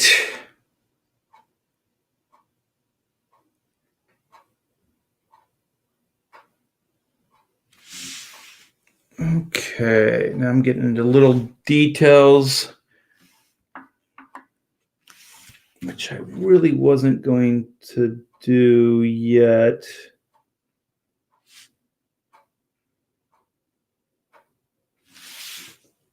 Okay. Let me get out the thicker pin and block out this last panel, and then bid you guys adieu. Adieu. Oh, there's Kevin. No fireworks. My goal is to outsell. Okay, Pamela read that. Bye, Pam. Do you love what? But do you love him? Oh man. You're cold, brother. Throw knives in the air. I'll throw ink nibs in the air. That's as dangerous as I'm going to get this year. I'll have to catch up. What did I miss later? Oh, cool. Happy New Year. Oh, if there's anybody, I'm looking for just a couple subs. So if there's anybody in the chat that hasn't subbed this channel yet, please do so. I am 2 subs away from, what is it? 278. So I'm 2 away from 280. 2,280. So that would be very, very cool.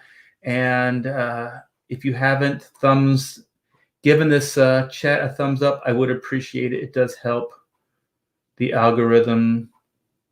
Golf clubs, essentially a Scottish shillelagh. I don't know, man. There is something about, like, what do they call those, drivers or whatever, those freaking big wooden headed clubs. Those things are freaking awesome.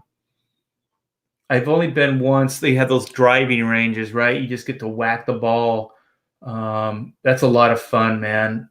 I don't want to concentrate on getting that stupid ball into a hole, but man, I just like the idea of bashing those things. Because, man, golf balls fly. Those things go fast and they go far. We used to play baseball. Can you believe it? Baseball with golf balls. Those things fly. We used to smack them with a baseball bat into people's backyards from the park. I was a bit of a punk when I was a kid. Okay. We're all caught up. Oh, we have Arthur Brown in the chat. Hail, brother. What's up, man? Yeah, you should always wear protective gear. I used to, when I was younger, man, there was a batting cage real close to my house. And so I used to just go in there with my my 32 size baseball bat, just whack those balls as hard as I could. I'd always start off with like the 30-mile-an-hour or whatever, and then I would always ease into like the 90-mile-an-hour and just humble myself and remind myself how bad I am at it. But I liked it. If anybody has anger issues, just go and go to a baseball, like batting cages, if they still have them. Get all your aggression out.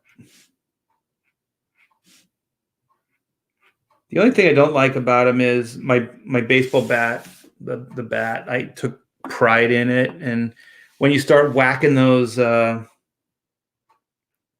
balls at the batting cages, they're like plastic coated or something, and they leave scuff marks all over your bat. I didn't like that. I still own that bat. It's weird when you're a kid and you work for your own stuff for the first time. You take a lot of pride in it.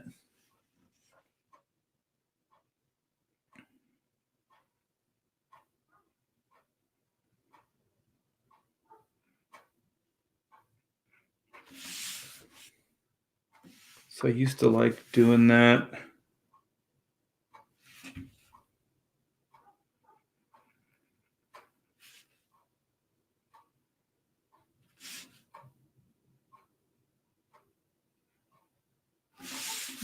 Okay.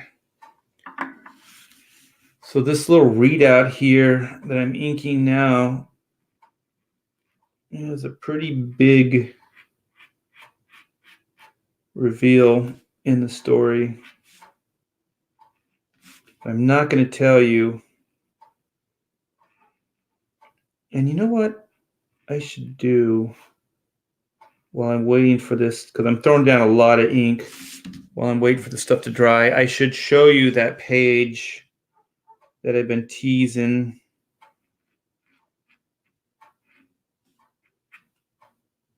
And let you see what you can expect with Chrono Mechanics. If there's anybody out there that doesn't know, Chrono Mechanics is my indie project that I'm working on right now. So it's a self-contained graphic novel. And what is it? It started off 48, and then we added 6. So what is that? 54 pages. So now it's 54 pages. We're heading into the next stretch goal, which will bring it up to a 60-page graphic novel, which will be pretty darn cool. And we're in demand right now. So we did the initial live campaign. And thanks to everybody that has supported that. I do appreciate it. And if there's people out there that haven't seen it yet, I believe there is a link in the description. And yeah, just click that link and go over, and you can check out the greatest comic book probably ever made. I'll say it, ever made, which is Chrono Mechanics. And there's something for everybody there as far as the tiers. So please check it out. And if you like what you see, back the book. I would appreciate it. And I think you'll have a ball reading it. It is a completely original concept idea. Everything, even the lettering design, everything in this book is pretty unique. And it's very Chrono specific. So you're not going to see a style like this in any other book.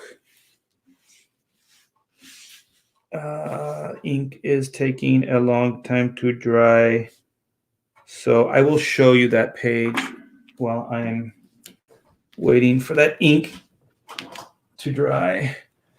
So for all your patience and hanging out, hey, we got Rhaegar in the chat. Have you seen my baseball? What? Oh, okay, man. Well, I appreciate you bopping in. Can't stay long, but wanted to say you were hilarious on After Midnight last night. Man, that thing got off the hook. I thought it was pretty cool, though. Malin somehow had some technical difficulty, so he wasn't able to finish the show. So Ethan, Cecil, Anna, and myself finished the stream for him and ended up getting the funding that we were working towards by the end of the night. So it was a lot of fun, and I'm glad we could do that for John and get his book into more people's hands. So that's what this is all about. Thank you so much, brother. I appreciate it.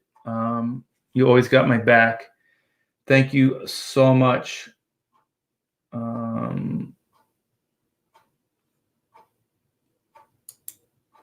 Oh, it's a reference to a movie. What's the movie? Have you seen my baseball?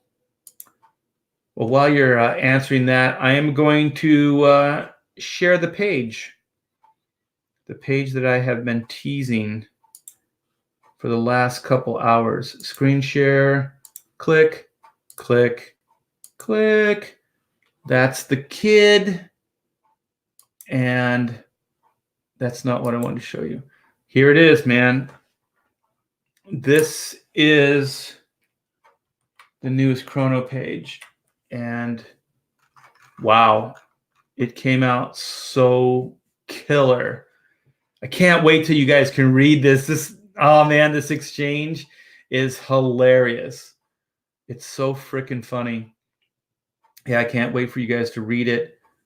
And I'm so tempted to tell you, but I'm not going to. So this is Narwhal's coloring. I just got this in the other day. So I was able to do some of my little tweaks on it and clean it up. But man, Narwhal just knocked us out of the park.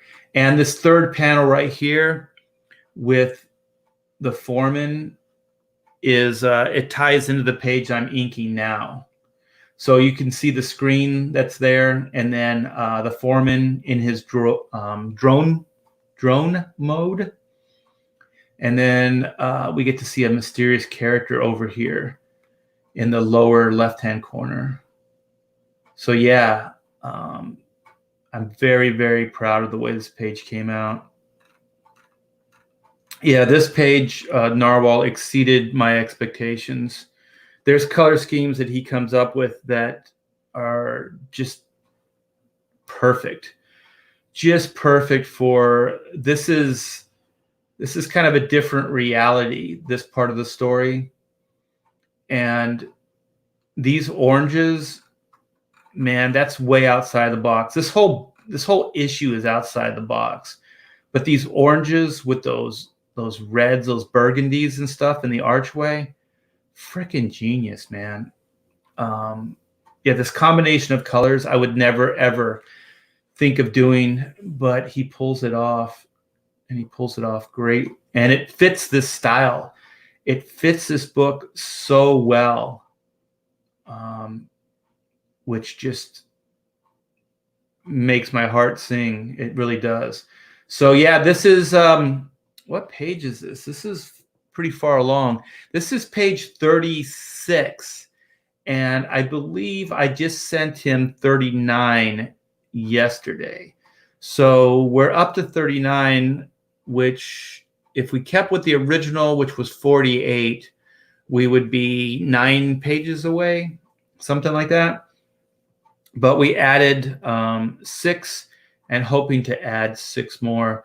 So we're almost 2/3, I guess, of the way done with the book. And that's way ahead of schedule. That's way ahead of what I thought we were going to be able to do. And like I said, that's just because of the sheer dedication on everybody's part.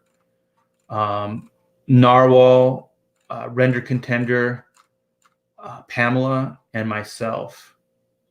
And then I'm bringing Jeff in slowly. So Jeff Eckleberry is the letterer.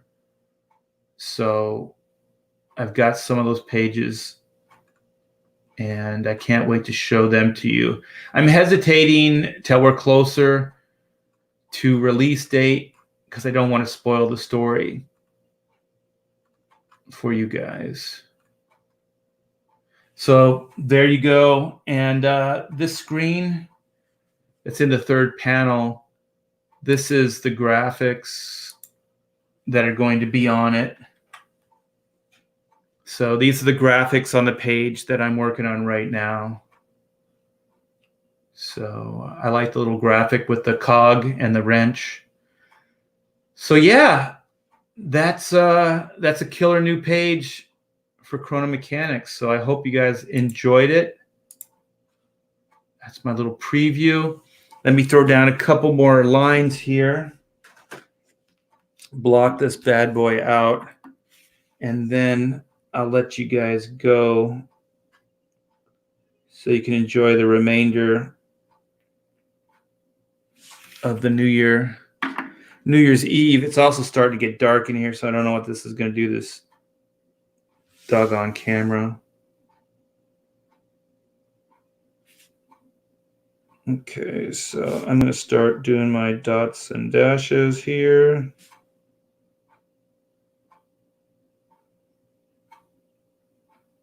Bring this curve around. Yeah, this pen throws down a lot of ink.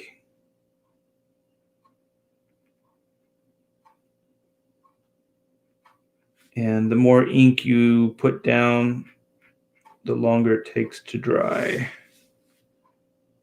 So it gets dangerous because you don't want to put your hand in wet ink. It can do some major damage. So I am going to draw this line. I know I was telling you to put down, the thickness of the pen, but I have to be a little bit more controlled since it's so long and I can't do it really in one stroke anyway.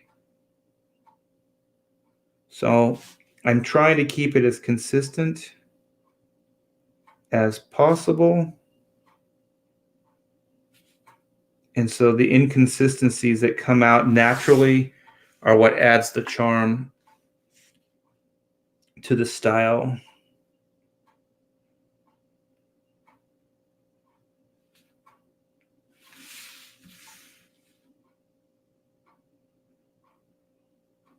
And so everything on the same plane as the screen is going to be inked with a similar line weight. So these two little antenna looking things have to rival, or not rival, but be the same as the screen, the outline of the screen itself. So it looks like it's part of this screen and not this background area here. And so these are the things I was saying when you're inking and when you're doing this type of work, it's all storytelling. And the better you can convey the point, even if it's just with line weights and stuff like that, to the reader, the better. Because you don't want them to sit and try to figure out what something is. I remember Jim Shooter telling me, he said, as soon as somebody has to spend too much time figuring out what it is, you've lost them. Because what we're doing is we're trying to storytell. So you want clarity, and you want them to be able to move fairly effortlessly through the story. So one of the things you can do with ink is you can prioritize what the reader's looking at, and you can help clarify what they're seeing.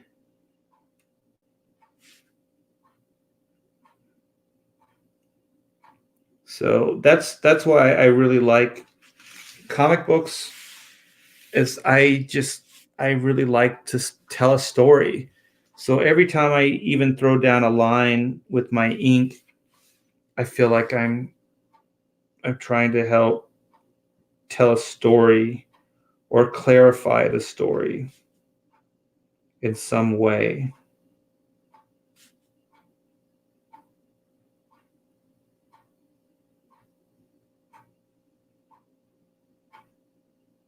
Yeah, I absolutely love the medium. I love the art form. I really love the fan base. So it's a win-win. Sometimes people ask those questions like, if you had to do it all over again, would you? And I'm like, yeah. I mean, comics is awesome.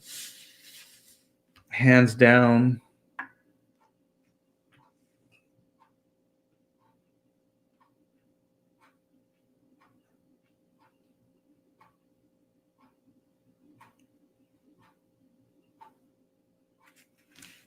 So, I don't know if you can see how shiny this is. There's a ton of ink here. You gotta tread lightly.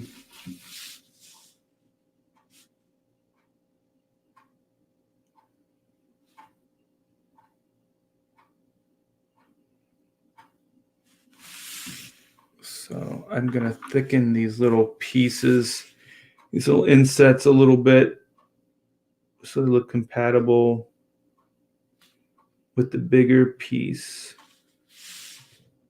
that's right in here. This line is going to be on black, so I don't have to worry about the line weight. But I just want to show you, a lot of novice inkers don't pick up on this. See how this overlaps here? It goes behind this line here. Sometimes inkers will bring it, like you can see, it's not really resolved that well here. Let me show you. But what you want to do is kind of draw a little bit with the ink and bring it down lower. And then I'm going to have to go back and draw some in because this wasn't in there originally. Right there. And then clean this up a little bit there. And so what it does is it shows you that this piece is wrapping behind those inset pieces, like in here. So sometimes when you're inking, be careful because those little details, they can mean a lot, and they can help sell the dimensional or dimensionality. I don't know if that's a word. I've heard people use it before, though, of the image, because everything that we do is an illusion. None of this is a flat piece of paper, you guys. This is just a piece of paper, and everything that we do as storytellers is we try to make the stuff tangible. We try to make it real. We try to make it three-dimensional. And so the more you can do that, the better your results are, even down to the littlest of details.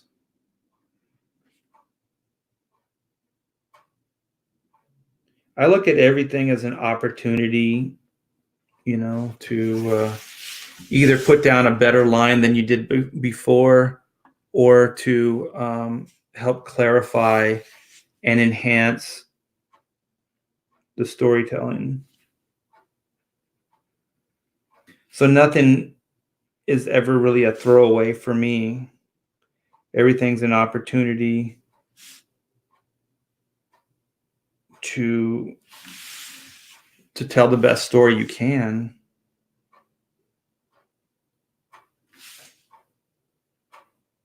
I think a lot of newer comic book artists aren't as story oriented as the older guys, because when I was breaking in, it was never really, oh, how well can you draw this or that or the other thing. The emphasis was always on, like, how well can you tell a story? Like, that's always what it was. And then it was, if you can make a deadline. That's the next question. So story was always the main thing for everybody. Style was not as much of a concern. And so I think I came up in the generation where style started becoming more. And even with my inks, I was kind of a style maker, because I would try different things and different techniques and stuff. So, I really liked that. And I got a lot of work, kind of putting a style over other people's work, or help define their style. And I think that goes beyond,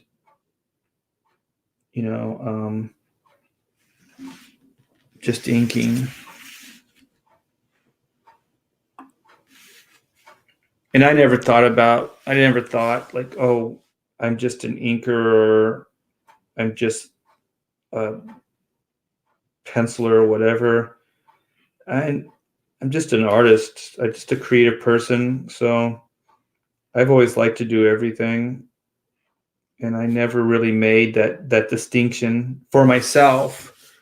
And for the most part, people haven't either. So I would get a lot more work as a penciler if I actually wanted it, because I used to get offered quite a bit. Even when I was working at DC just before I left, I was asked to do a series. And I think just before I left, I did that pencils and inks on that Action Comics cover. So DC and Marvel still thought of me as, like a penciler, as a creative person. So that's always good. you know.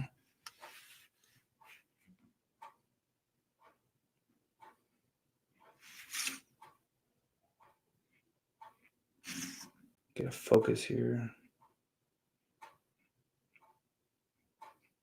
Curves are always a little challenging because you got to keep the integrity of the curve, and they're so easy to kind of skew them and lose the structure.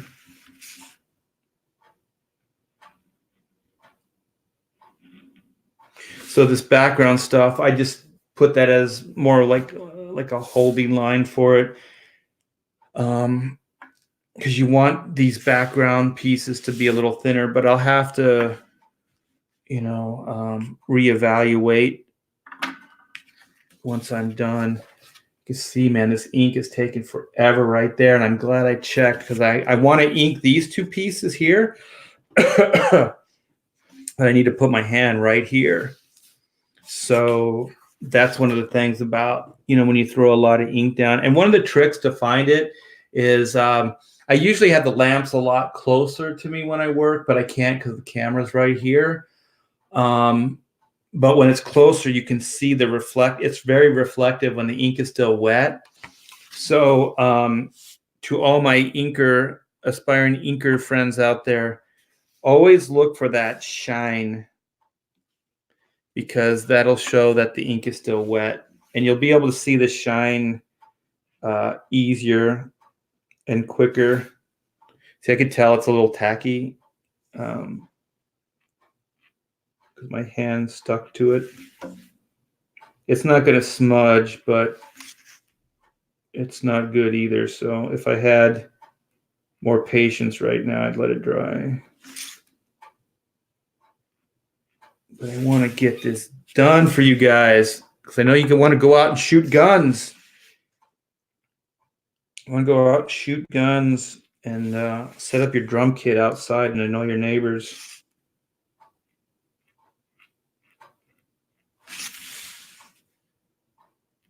Yeah, okay. So that is good enough for this very minute, this very hour. So thank you guys so much. I need a piece of tape because I don't have one of those little things that rest the artwork on. It's a glass table, so it doesn't really have those aspects built in. So I usually have to tape things down so they don't move. So let me show you what I got here. So we got the ship in panel 1 blocked out, and you can see there's a patch right here on the outside. So we're going to try to figure out who did that, who fixed the ship. I don't know. And so then we have the drone foreman coming in, inspecting the site. And then we have back to Chrono Incorporated, we have a VR room. And so the foreman is in a VR helmet and he's piloting the drone. We cut back to the work site and we see that the foreman is reacting to something that he has seen. And we notice that the comlink has been connected and that the ship is powering up. How? How is it powering up? They lost power. The ship was broken. Who's doing it? I don't know. Who fixed the ship? You're just going to have to read the story and find out. Who did all this? I don't know. You know what? I don't even know, so don't ask. I do know. I do. All right. So I'm going to go back to this. And ninjas, what's all this ninja talk? Oh, Nighthawk Warrior has announced his return. I have returned. Well, welcome back. Gray Worm, what the hell is going on? Oh, I asked Rhaegar to tell me where that line came from. The baseball one. Wow, you guys have been very busy since I last looked. I'm going back in time. Snorting Coca-Cola is ill-advised. Yeah, those bubbles will jack you up, man. You know, if you're gonna snort something, just snort cocaine. I found that the best way. Yeah, don't be doing other stuff. Crack and what is the other one? Don't be doing that. Don't waste your time. Do the good stuff. Something About Mary. Is that the movie? Oh, okay. So it's a reference to a movie. Inkspot says something about Mary, and then Rhaegar answers the question. Thank you for the clarification. What is a pop? Sody pop. Pop. Oh, something that I said. Pop, to pop something, to make something stand out. To pop it from the background. I think that's what you're getting confused with. I hope I answered. Yeah, to pop, not soda pop. And like I said, don't snort that stuff. It'll hurt you. The correct shortening of the name of carbonated drinks. Sody pop. Dream Team. The art and colors are really something special. Thank you so much, man. I appreciate it. We're killing it on this book. We're looking for inspiration outside of the norm. And I know that it's always a little bit of a challenge. It's always a little difficult, and people are a little gun shy about embracing something that is fairly unique. But I'm telling you right now, it'll be worth it. The adventure, the story is great. The characters are amazing. They'll feel like real people. The humor is great, and it's just, I think artistically it's stunning. I think it's pretty outside the box in the best of ways. I'm off to the Christmas tree fire. What?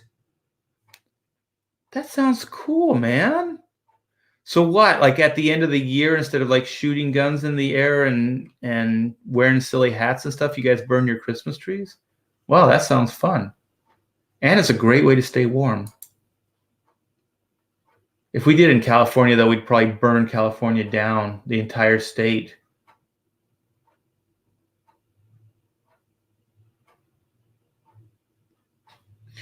Yeah, I've heard pop, soda pop. Yeah, I call it all the above.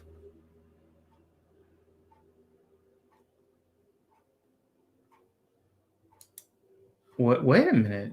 Do you send me direct message me on Twitter a piece of your artwork, Ink Spots? I'd like to see it. I'm not that familiar with your work. Yeah, I'm always looking for people. Talent to work with. In Mississippi, this is Central Scrutinizer.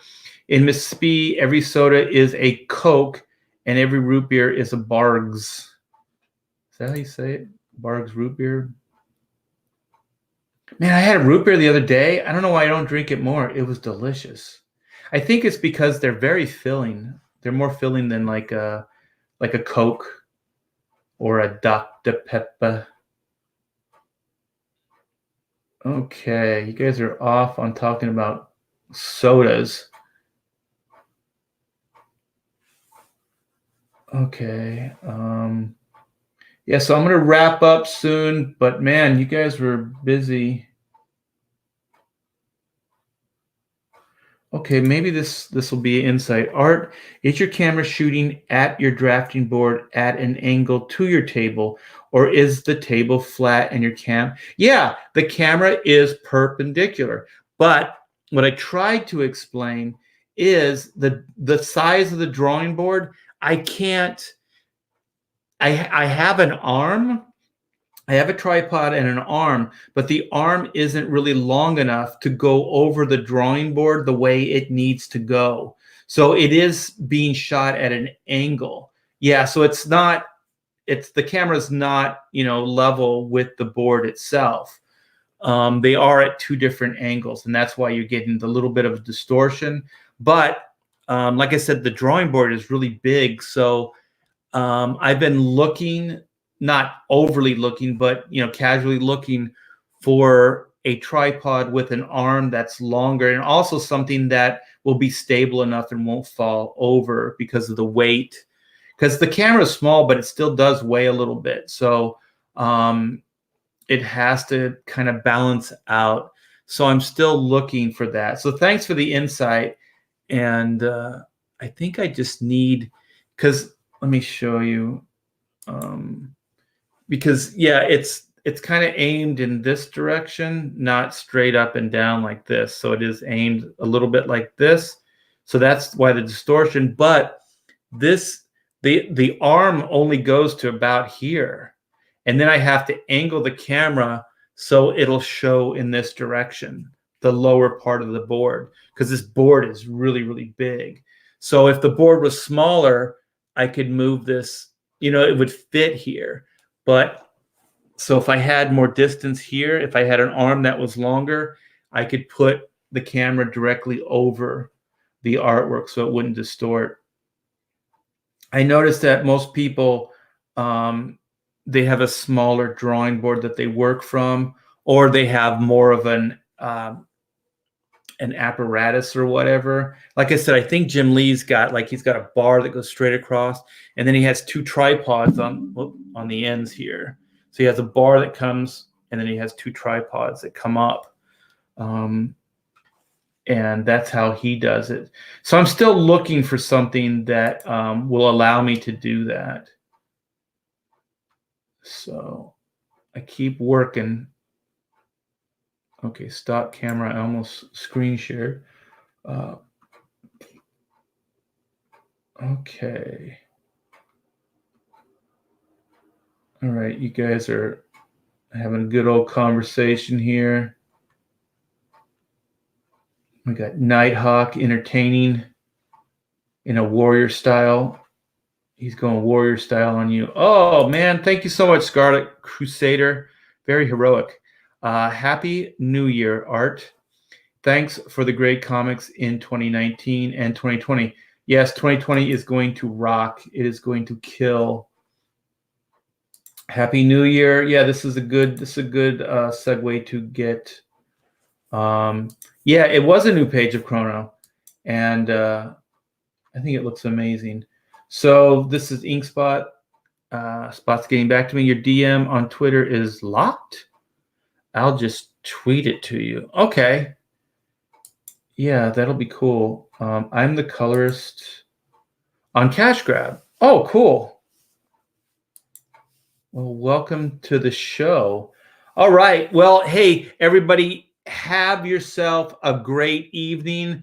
Let's celebrate 2019, and let's not hurt ourselves, but let's have a great time, and let's bring on 2020 with a bang, with a great outlook, onward and upward.